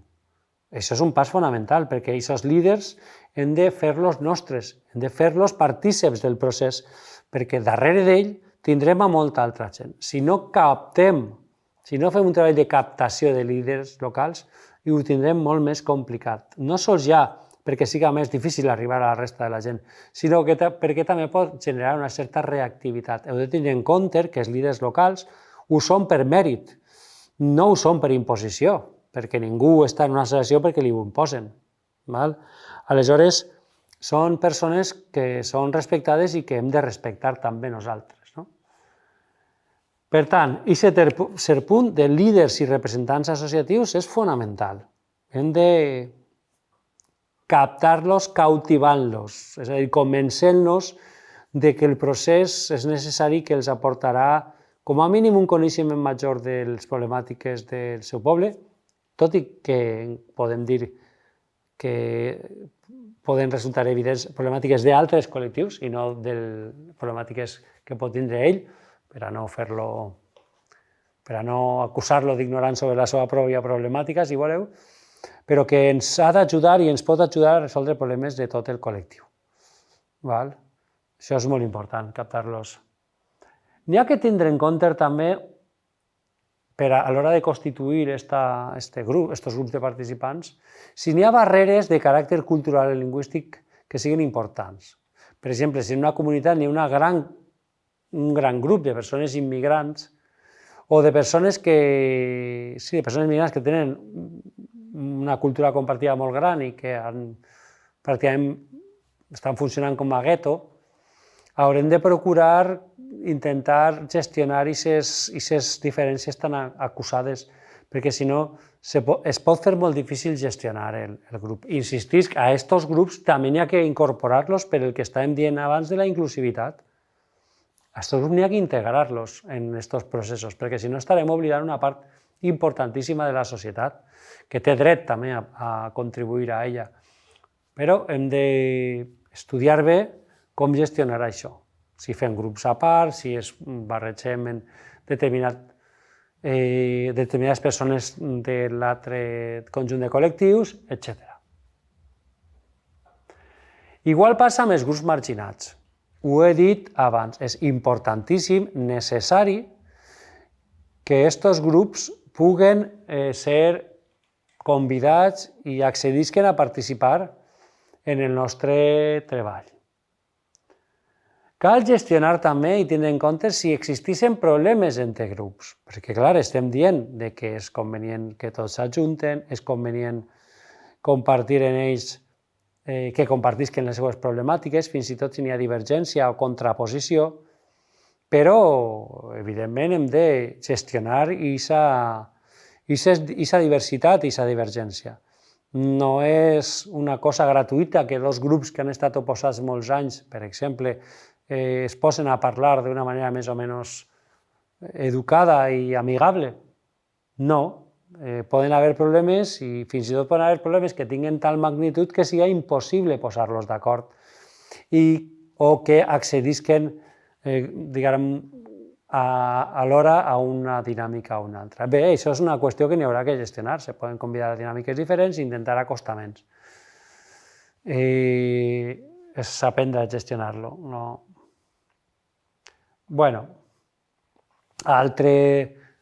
Altra cosa que n'hi ha que tenir en compte és la de la presència de grups que tinguin visions molt paregudes, compartides de la societat, per a tampoc no sobredimensionar aquesta perspectiva en general. Hi ha perspectives que són compartides de manera global i no passa res, però si n'hi ha un conflicte o n'hi ha una mena de divergència greu, cal equilibrar i triar bé quins són aquests elements i visions compartides.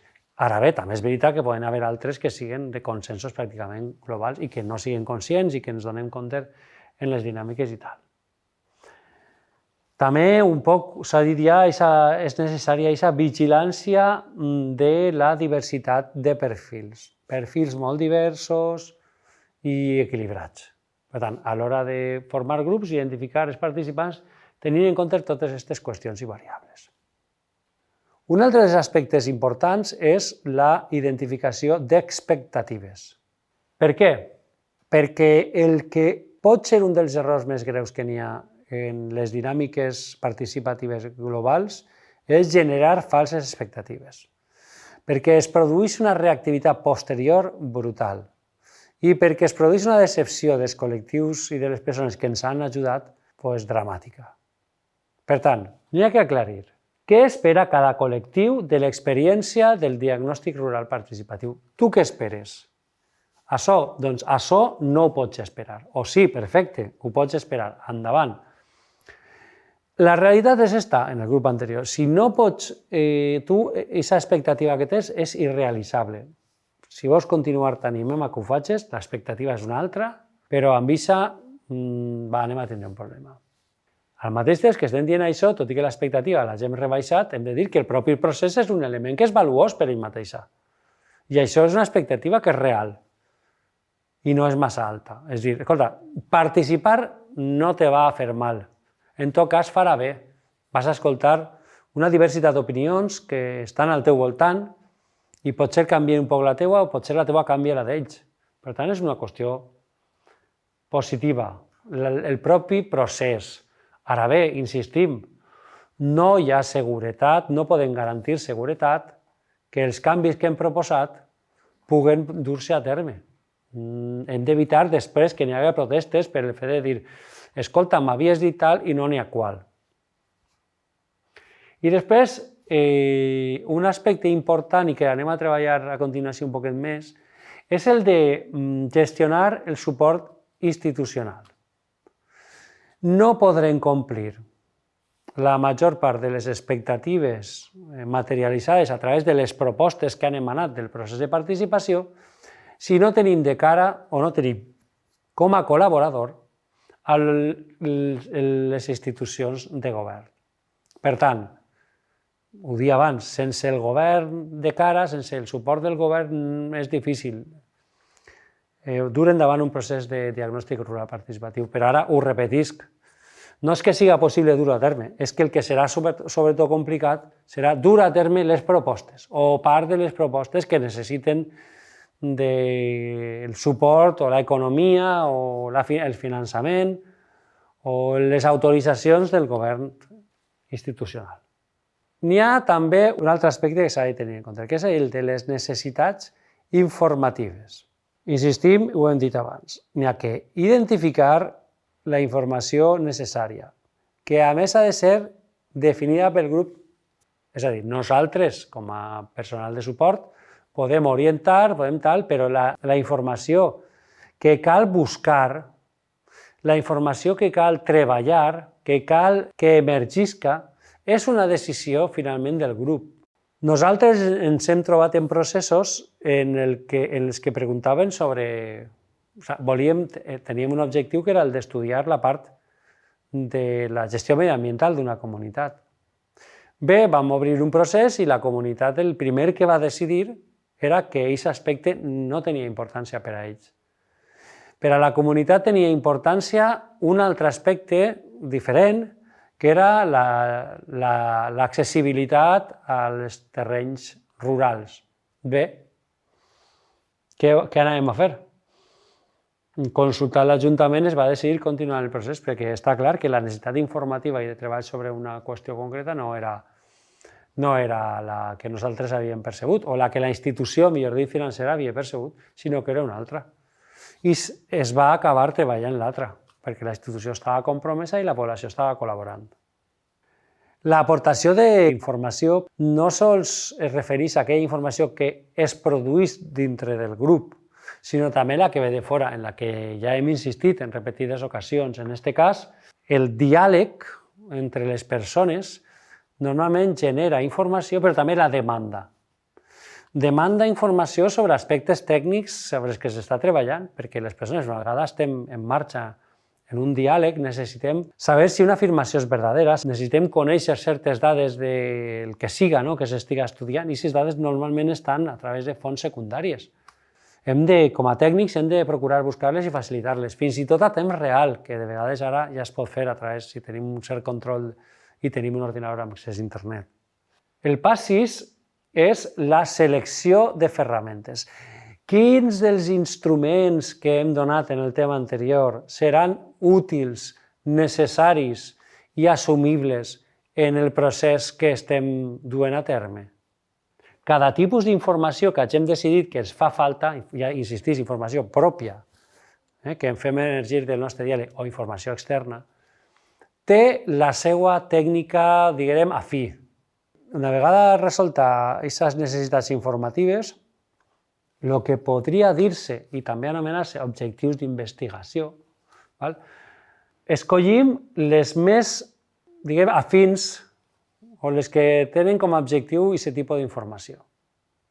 Però n'hi ha altres criteris que aplicar a la búsqueda de la tècnica concreta. L'altra és l'adaptació a les característiques del grup. Hi ha certes tècniques que tenen un sentit usar-les perquè els grups són, imagineu-vos, grups més professionals, etc.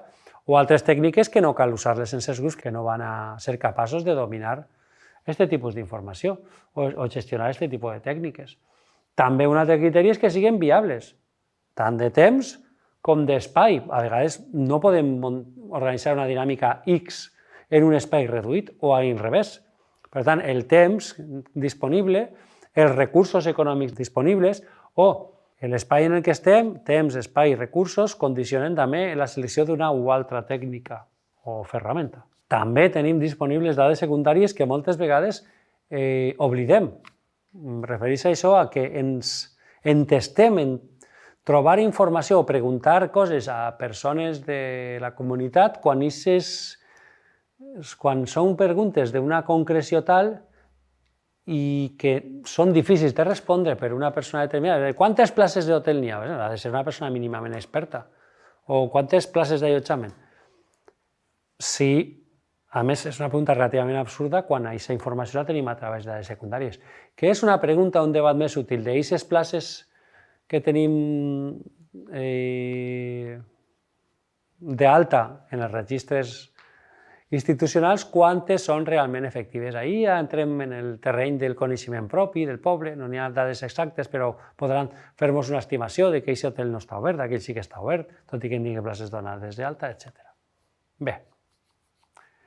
En tot cas, i continuant amb un dels principis bàsics del diagnòstic rural participatiu, els instruments que triem han d'estar controlats socialment, és a dir, la població participant ha de ser capaç no sols de respondre o d'alguna manera de participar amb les ferramentes, sinó que hauria de ser capaç, si voleu, d'aplicar-les. Evidentment, nosaltres som persones expertes amb una certa experiència, però entre les persones que formen part dels grups que treballen les dinàmiques, també poden haver persones més o menys destres o amb certa facilitat. Per tant, hem d'explicar no sols la dinàmica, sinó el funcionament de la dinàmica, per a que una persona qualsevol pugui servir o pugui fer inclús el paper de facilitador o pugui fer el paper d'animador o animadora d'una determinada dinàmica. En tot cas, n'hi ha que potenciar el control social de les tècniques d'investigació. Recordem que nosaltres som, entre cometes, una tècnica més, un instrument més. Per tant, han d'estar també sota el control de la comunitat. El pas 7 és el disseny del camp, que vol dir el disseny del treball de camp, de les dinàmiques pròpiament dites. Què n'hi ha que tindre en compte? En primer lloc, els participants que van a actuar o que van a situar-se en cada una de les dinàmiques, hi haurà que convocar-los, convoiar-los, n'hi haurà que fer que participen d'alguna manera. N'hi ha que tindre en compte també el disseny d'aquest treball de camp, a banda de dir que són els participants, quina és la durada de les activitats que es faci, quins són els espais a usar i quins són els materials que farem servir. Tot això que estem dient, aquests elements, normalment estan explicitats en les convocatòries. És a dir, quan convoquem a unes dinàmiques, en la convocatòria és necessari indicar a qui està adreçada l'activitat, és a dir, qui seran les persones que acompanyaran aquell o aquella que estan convocats, quina és la durada estimada de l'acte, en quins espais se va realitzar i quins materials farem servir. Aquest punt ens porta a parlar, sobretot de la dinàmica de camp, de quins són els factors d'èxit del diagnòstic rural participatiu. En primer lloc, hem de posar damunt de la taula a l'equip facilitador com a un factor d'èxit. L'equip facilitador pot ser millor o pitjor, estar més preparat o menys preparat. D'això parcialment dependrà l'èxit o el fracàs d'una dinàmica i del conjunt de diagnòstic rural participatiu. No és un treball automàtic. Depèn, aquest tipus de tècniques, a mesura que són més qualitatives, depenen molt i descansen molt sobre la capacitació i la destressa de les persones expertes. Per tant, constitueixen un factor d'èxit. El grup facilitador ha de ser un grup que estimule la participació, ha de ser un grup capaç i amb certa gràcia per a implicar les persones i per a provocar que d'alguna manera participen parlant, expressant les seves idees o acudint a la pròpia dinàmica. No sols s'actua sobre ells una vegada estan en el grup provocant que parlen, sinó que s'actua sobre elles, sobre les persones, invitant-les a que participen. És un grup que ha d'estar preparat per a superar barreres culturals o de gènere. Ha de tindre recursos per a quan es produïsquen aquestes barreres que hem dit abans, que eren característiques, en molts casos, d'aquest tipus de dinàmica, perquè vol aplegar a molts tipus de gent, a molta tipologia de grups i de persones, ha de ser capaç de superar-les. Com? Pues si n'hi ha barreres idiomàtiques, aportant persones que controlen o dominen mínimament l'idioma diferent. Si estem parlant de temes de gènere, portant persones portant dones que puguen facilitar un poc la relació, diguem, o l'intercanvi d'idees o la fluïdesa d'idees amb dones. Si és un grup o que s'està treballant en certa manera la marginalitat, etc., doncs persones que poden estar d'alguna manera vinculades, identificades o haver treballat en aquests col·lectius per a controlar un poc el seu llenguatge, el seu argot, les seves maneres de veure la vida, etc. També ha de ser un grup multidisciplinar, ho he dit abans, un grup que tinga que tracte o que tinga especialistes versats en les diferents matèries que pugui haver en joc en la dinàmica en si. D'esta multidisciplinarietat dependrà un poc també la capacitat del grup facilitador per a fer que el procés tinga èxit o no, o que tinga un èxit superior o no.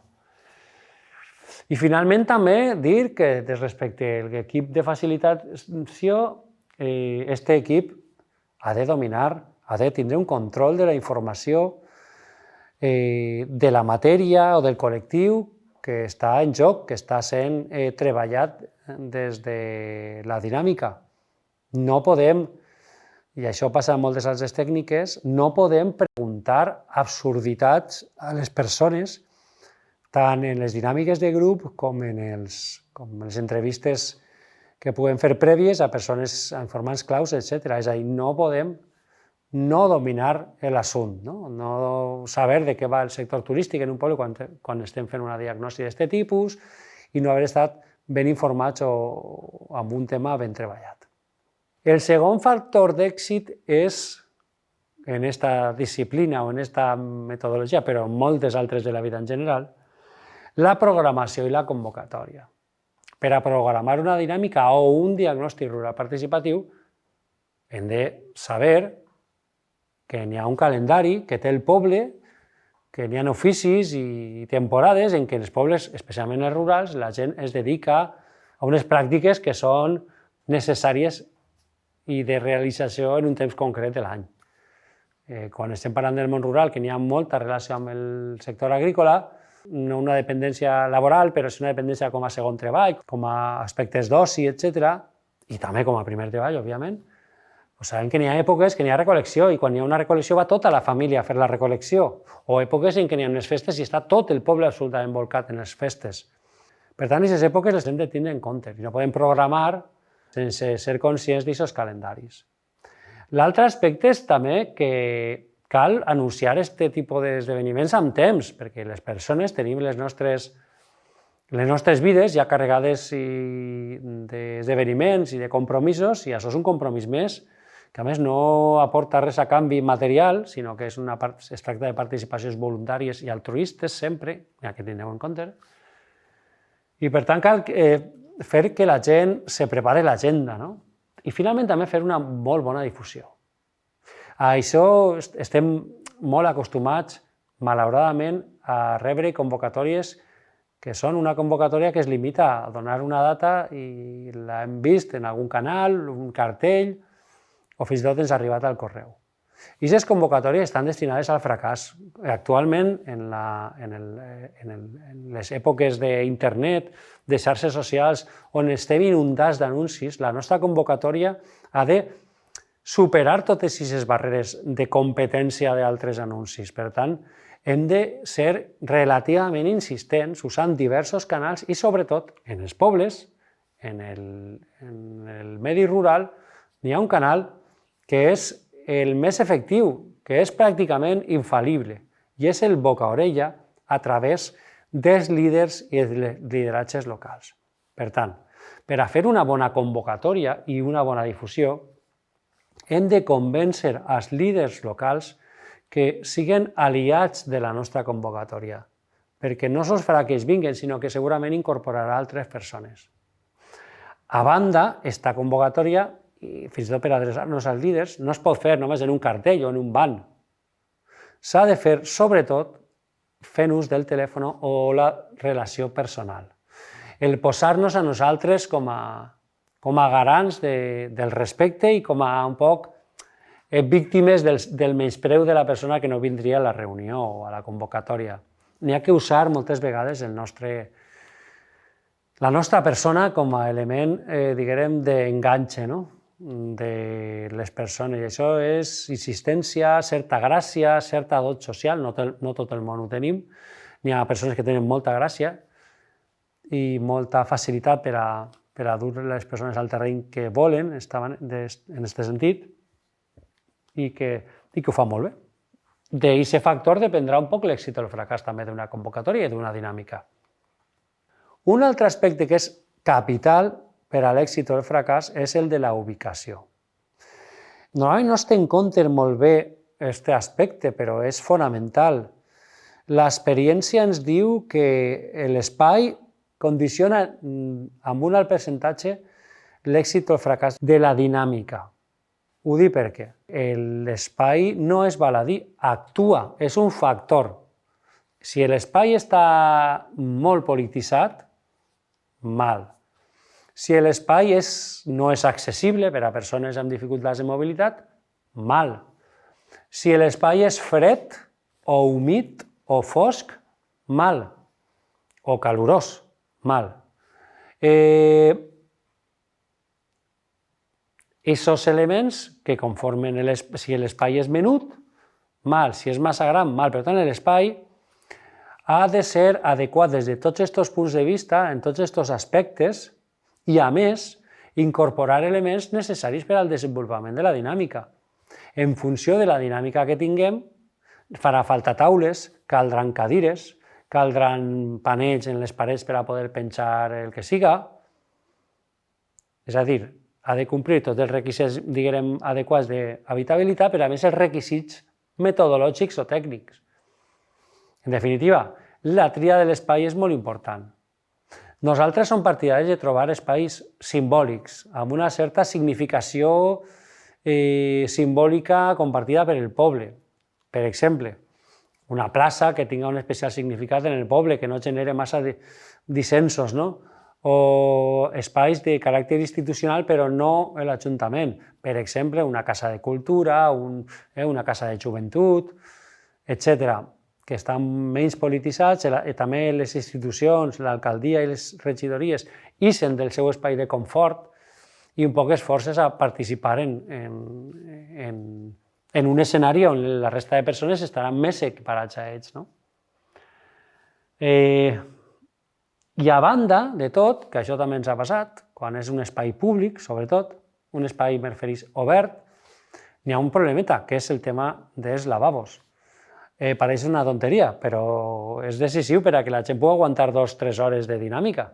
Per tant, n'hi ha que tindre en compte que n'hi haga un bar prop o que n'hi haga algun lloc de l'Ajuntament o d'on sigui que pugui ser servit per a fer les necessitats respectives. Un altre dels factors d'èxit està constituït per el conjunt de materials que hagin desplegat per a les diverses dinàmiques. N'hi ha que tindre en compte, com hem dit abans, que estem parlant de tècniques molt visuals. Per tant, la preparació del material és importantíssima. Que siga visual no vol dir que fiques un paper en blanc i que la gent dibuixe, que en part també. De fet, hi ha tècniques basades en això. Que siga visual vol dir que els elements que hauran d'interpretar les persones que assistisquen tenen un caràcter preferentment visual. Això vol dir que haurem de realitzar mapes, haurem de realitzar fotografies, haurem d'imprimir-les o materialitzar-les en uns formats aptes per a taules d'un tamany considerable, per a que diverses persones puguin treballar en el mateix document. És a dir, haurem de fer un treball previ de preparació i selecció dels materials. Haurem de disposar de pissarres, enganxines, llocs on posar treballs, retoladors, i sobretot també haurem de pensar en que n'hi ha que documentar-ho tot.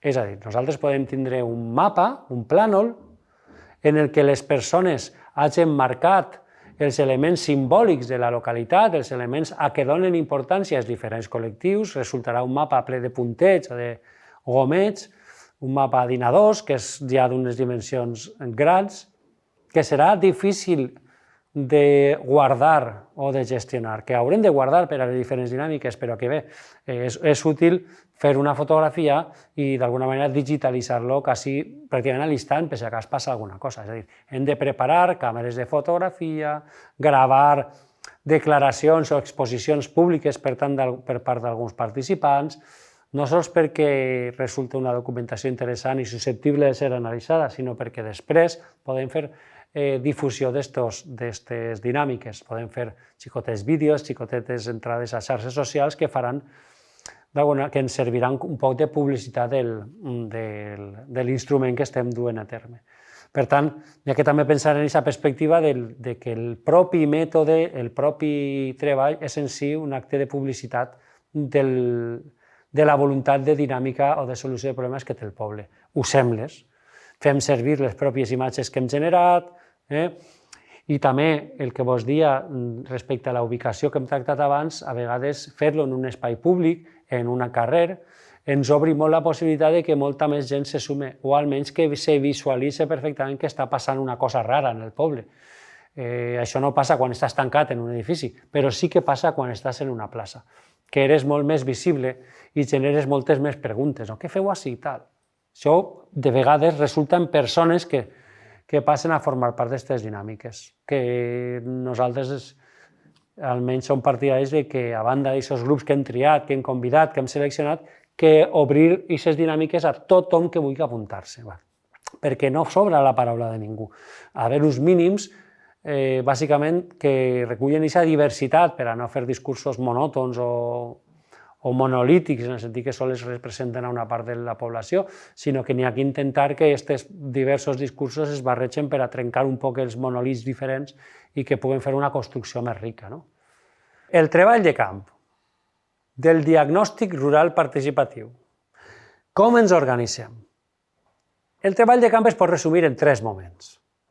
El primer moment és el moment de la presentació, en què nosaltres ens adrecem a la població i a les parts de la població, després ho tractarem millor.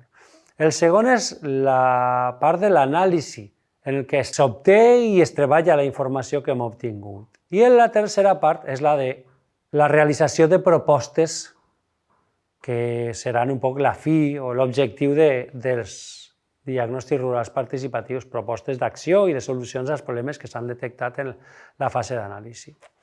Anem a repassar estos moments del treball de camp. El primer moment és el primer contacte. La presentació del grup facilitador o de la persona líder del grup facilitador a la comunitat és fonamental. Si s'entra amb bon peu, n'hi ha certa garantia d'èxit. Si s'entra amb mal peu, n'hi ha bastant probabilitat de fracàs. Tot i es pot remediar, això tampoc aquí estem parlant de sentències absolutes. Aquest primer contacte normalment sol ser a la inversa, és a dir, sol ser una autoritat local, una associació local, la que s'adreça a la persona investigadora, a la persona tècnica, a l'empresa o la cooperativa, com la que ha fet el tema anterior, per a plantejar-li un repte, una dinàmica, un problema que ha de ser solucionat a través d'un estudi. I aquest és un primer contacte decisiu, perquè de la comprensió d'aquest estudi i del feedback que n'hi haga resultarà la decisió de continuar o no amb aquesta empresa, amb una altra, i també resultarà l'opinió que es formarà aquesta autoritat del grup que realitzarà la facilitació. Però després hi ha una altra fase de presentació, que és l'entrada en la comunitat. És a dir, no sols n'hi ha un primer contacte, sinó que cal entrar a la comunitat. I això, aquest pas, és un pas també molt delicat. Podríem resumir-ho en dos passes que no tenen per què ser una després de l'altra. Aquí és important dir que depèn un poc del grup en què, o sigui, de la situació concreta del grup o del col·lectiu o de la comunitat, podem fer una a l'altra o les dues a la vegada. Nosaltres recomanem molt fer una presentació col·lectiva, és a dir, una presentació oberta a tothom que vulgui vindre de les nostres intencions o del nostre encàrrec, el encàrrec que hem rebut, on se planteja l'objectiu i un poc la metodologia que es proposa, que és la del DRP, en aquest cas, la del diagnòstic rural participatiu. I també recomanem que prèviament,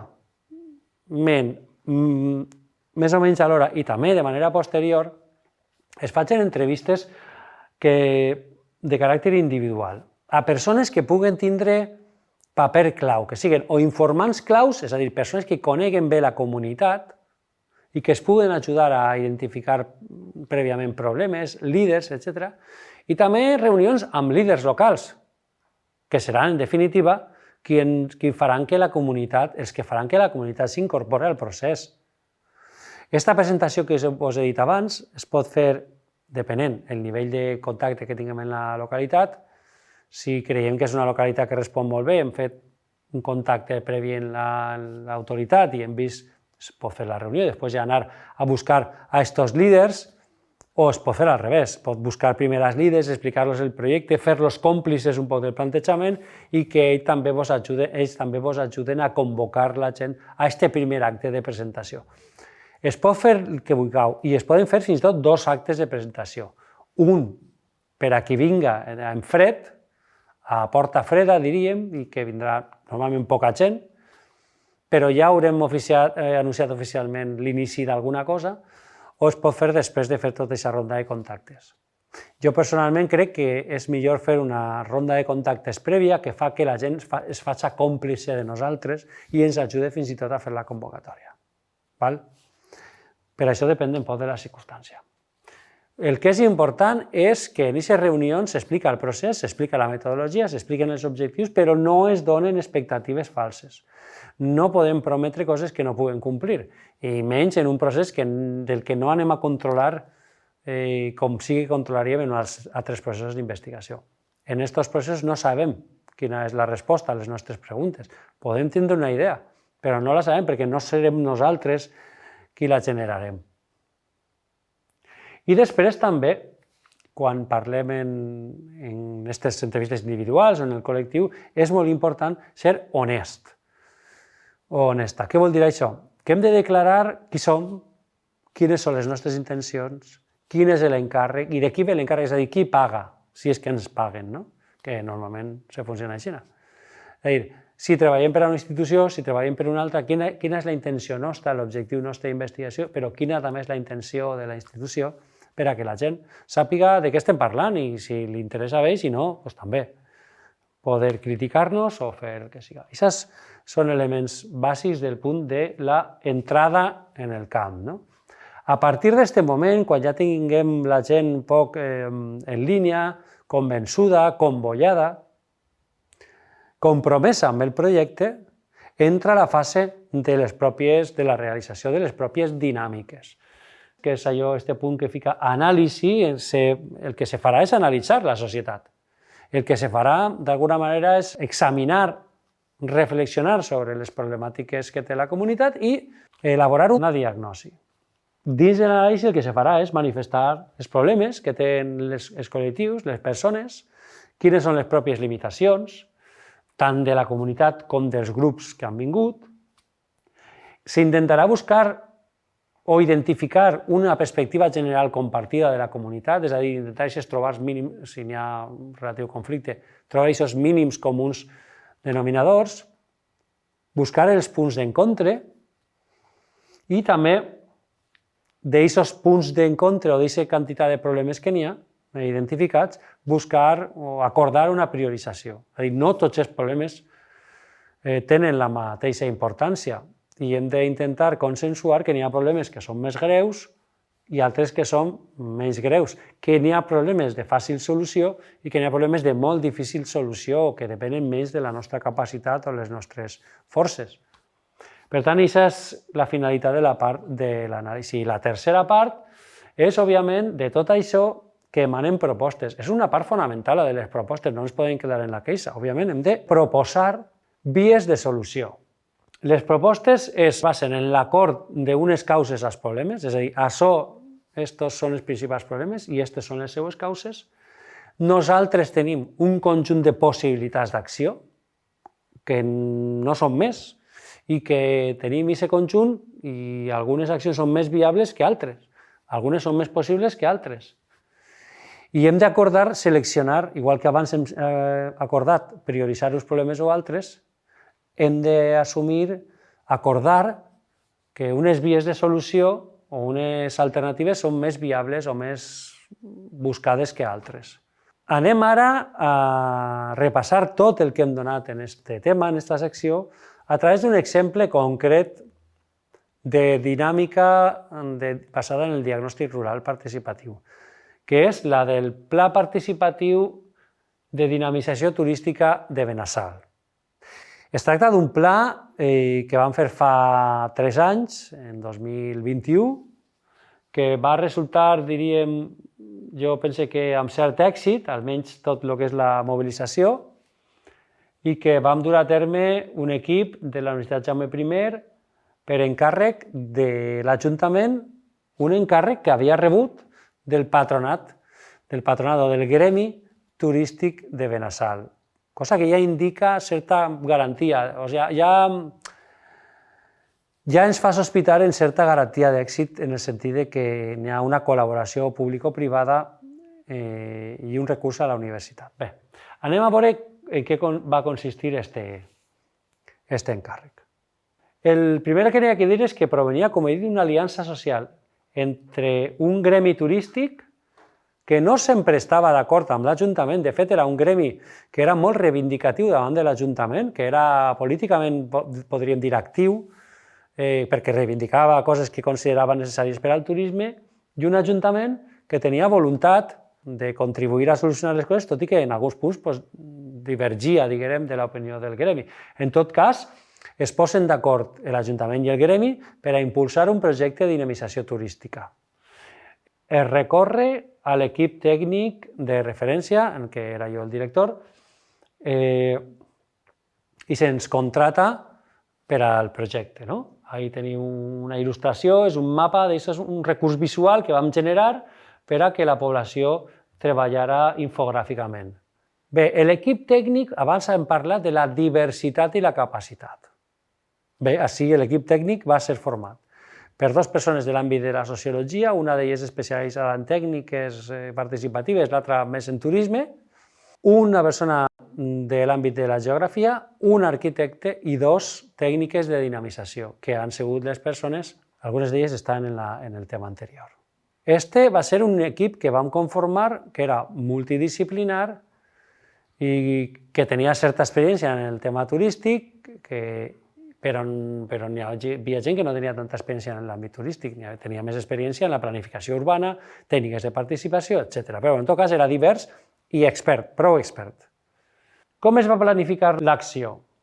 El primer pas va ser la preparació, la recerca, el tractament i anàlisi d'informació secundària. Evidentment, Benassal és una localitat que era coneguda per l'equip, però no era coneguda de manera experta. No teníem massa idea del passat i el present turístic que havia tingut i que té Benassal, i per tant el primer que vam fer és fer una anàlisi en profunditat a través de fonts secundàries de què és el que era Benassal, de conèixer Benassal de manera detallada, saber de la seva geografia, de la seva economia, de la seva demografia, fins i tot del seu clima, llegint coses que estaven escrites, bàsicament.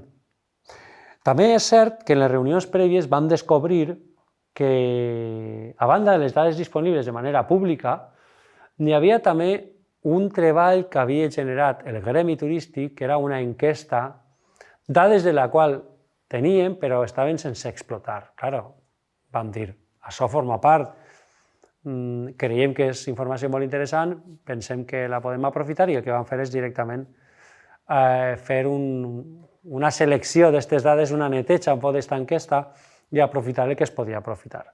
De tal forma que vam tenir una imatge tècnica, experta, bastant completa de la població. Això es va plasmar després en multitud de treballs, en multitud de capítols de l'informe final, i que es van servir també per a exposar a la població el que havíem estat fent, el que havíem vist, per a que la població es corregira més o menys part d'aquests estudis.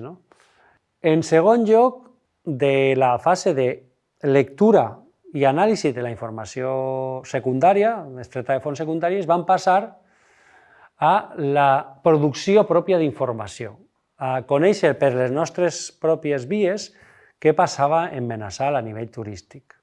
Evidentment, quan ens vam rebre l'encàrrec per a fer el pla de dinamització, era un encàrrec, jo voldria dir, genuí.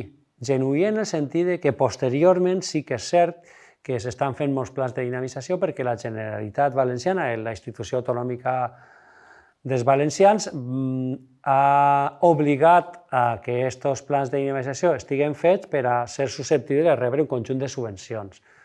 Per a ser declarat municipi turístic cal tindre un pla de dinamització, però en aquest cas l'objectiu era clarament resoldre una problemàtica d'un declivi detectat del turisme en el municipi de Benassal. Per tant, era una demanda genuïna que responia a la voluntat de resoldre un problema concret, però de grandíssim abast i que afectava tot un municipi. I aquest problema no estava tan reflexat a través de fonts secundàries. N'hi havia alguna cosa escrita, molt poquet, però calia aprofundir molt més en ell.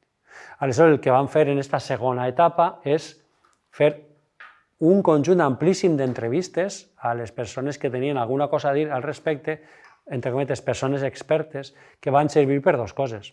Òbviament va servir per a informar-nos i fer que ens construïm una imatge de la problemàtica turística de Benassal, però en segon lloc també van servir per a convoiar, per a convèncer, per a incorporar a aquestes persones al procés de diagnòstic que estàvem encetant.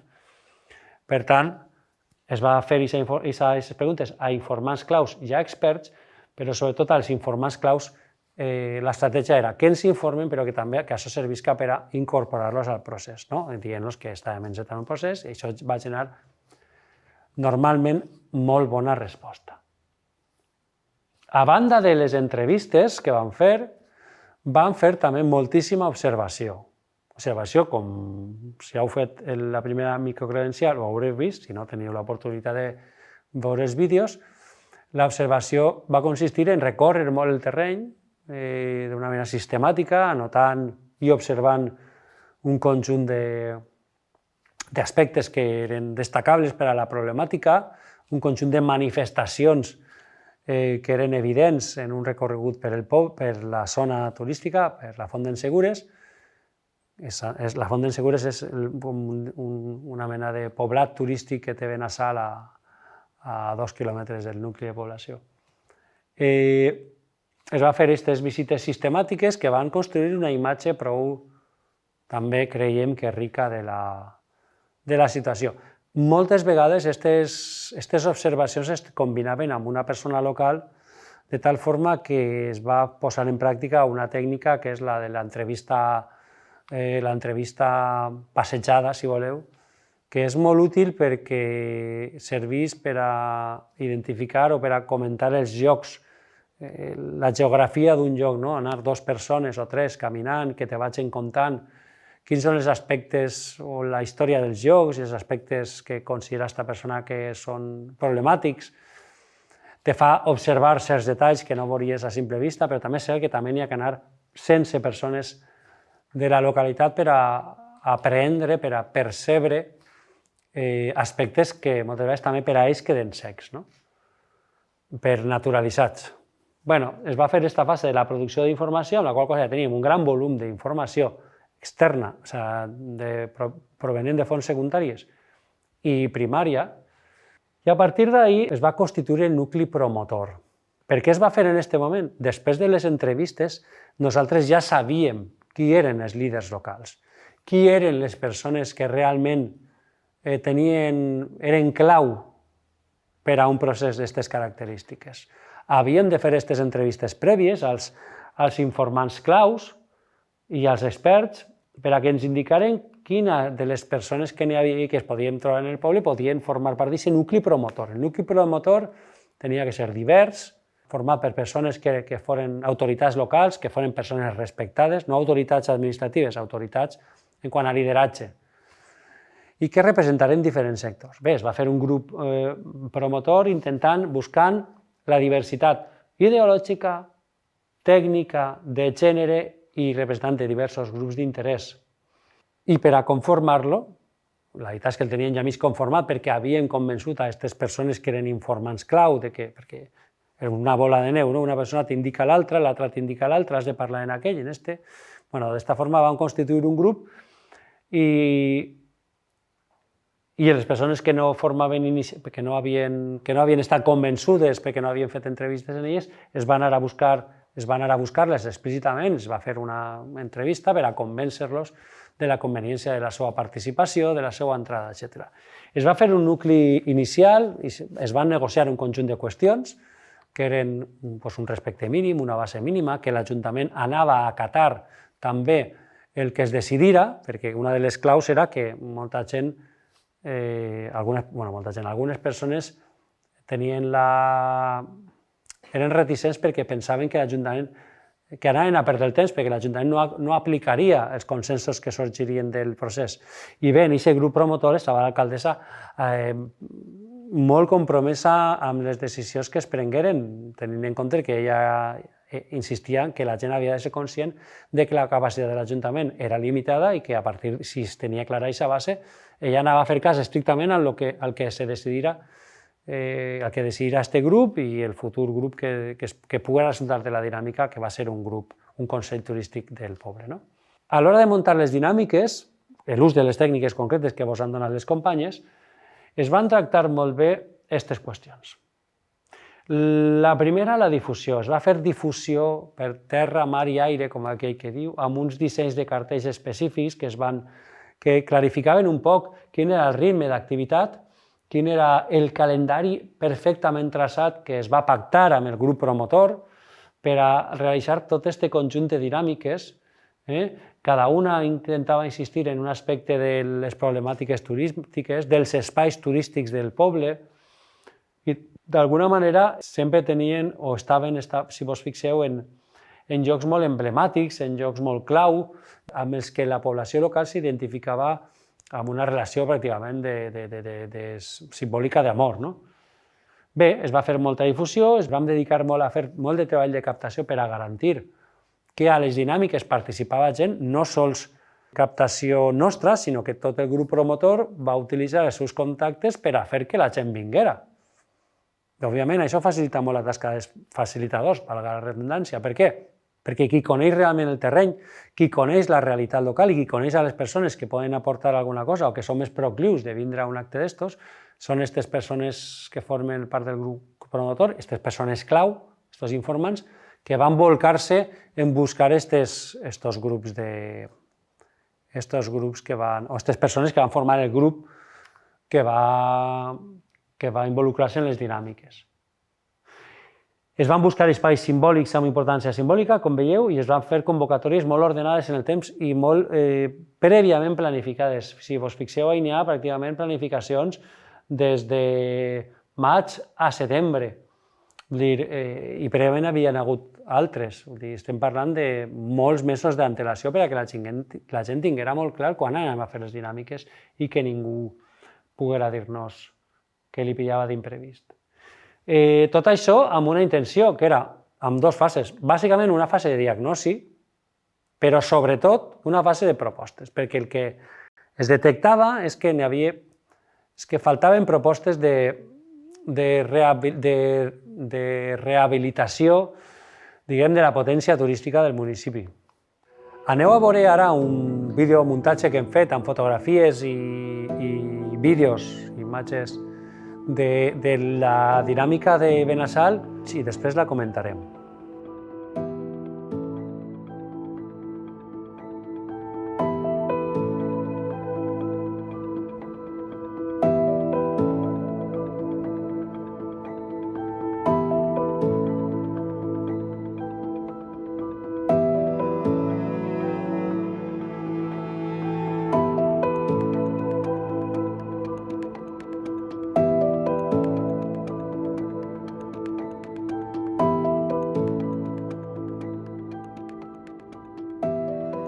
Si vos fixeu en el que està evidenciant-se en el vídeo, això és una de les accions, van fer diverses reunions més, però bàsicament aquesta acció el que es pot veure és la diversitat de gent, la diversitat de persones, de gèneres, d'edats, i clar, no es veu evident, però d'oficis i professions. Així n'hi ha gent del gremi turístic, veïnes i veïns que no tenen relació directa amb el turisme, n'hi ha la tècnica de turisme, n'hi ha l'alcaldessa de la població, n'hi ha líders d'entitats juvenils, i tot està, a més, fent-se en un entorn que, si voleu, és idíl·lic, no? És una plaça amb uns arcs en el centre de Benassal, un lloc de relatiu pas, i de fet molta de la gent que passava es quedava a participar perquè es buscava d'alguna manera evidenciar que hi havia un treball obert, participatiu, i al que estava convidant tota la població que volguera adherir-se o participar.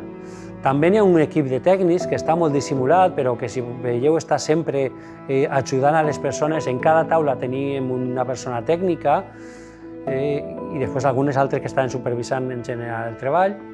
I també, si vos fixeu, les persones que parlen, que fan una exposició, són totes persones que eren del poble, que eren portaveus de les diferents meses, de les diferents dinàmiques, i es posaven a viva veu un poc les conclusions generals.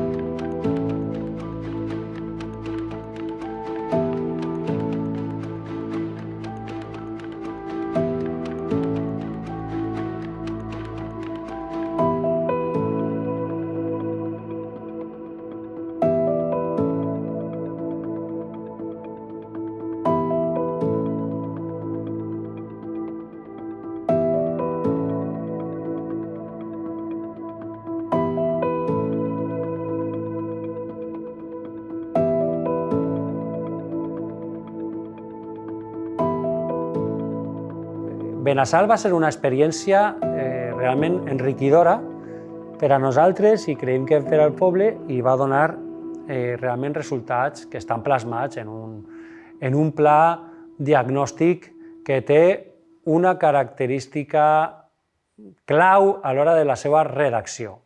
Entrem ara en el punt de redacció perquè pareix que sigui una cosa secundària, però la redacció del document d'informe és un tema que és capital, sobretot en aquest tipus de dinàmiques. Per què? Perquè normalment estem molt acostumats a que es facin redaccions de plans de dinamització, etc., que siguen realment instruments poc servibles, perquè o són molt amples i no arriben a la població, o són molt esquemàtics i no tenen gran utilitat. Així vam intentar cobrir els dos aspectes. En primer lloc, es va fer un document complet de més de 200 pàgines, que va ser el que vam donar a l'Ajuntament. Ahí tenia tot el resum de les accions, tenia les propostes, no, 250 pàgines, perquè 200 és el document d'anàlisi i el document de propostes eren sobre unes 50 pàgines més. Però això nosaltres érem ben conscients de que era absurd per a la població que havia participat en el projecte. Aquesta població tindria accés a aquest document, era ja una qüestió de l'Ajuntament, que era que havia pagat, perquè nosaltres és el retorn a l'encàrrec per al que se'ns va contractar, però després vam generar un altre document de moltes menys pàgines que en teoria estava a disposició de la població, que vam donar també a l'Ajuntament per a que el facilitara i el posara a disposició. Un document més comprensible, era un resum, que només anava un poc a la fase de conclusions, on obviava totes les descripcions del patrimoni, els dèficits dels establiments turístics, obviava tot el treball tècnic previ perquè entenien que poc útil per a la població lectora d'aquest document. Total, aquesta entrega es va fer en dues fases, a més.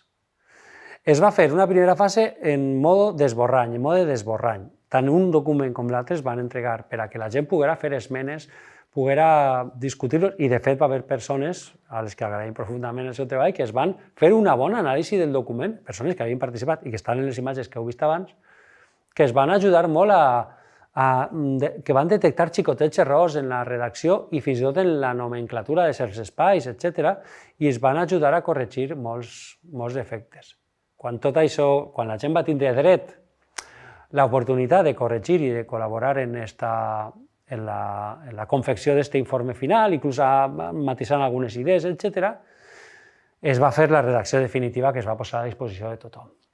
Com es presenta i es fa el retorn i quina importància té? Per a nosaltres és també una qüestió central. Per què?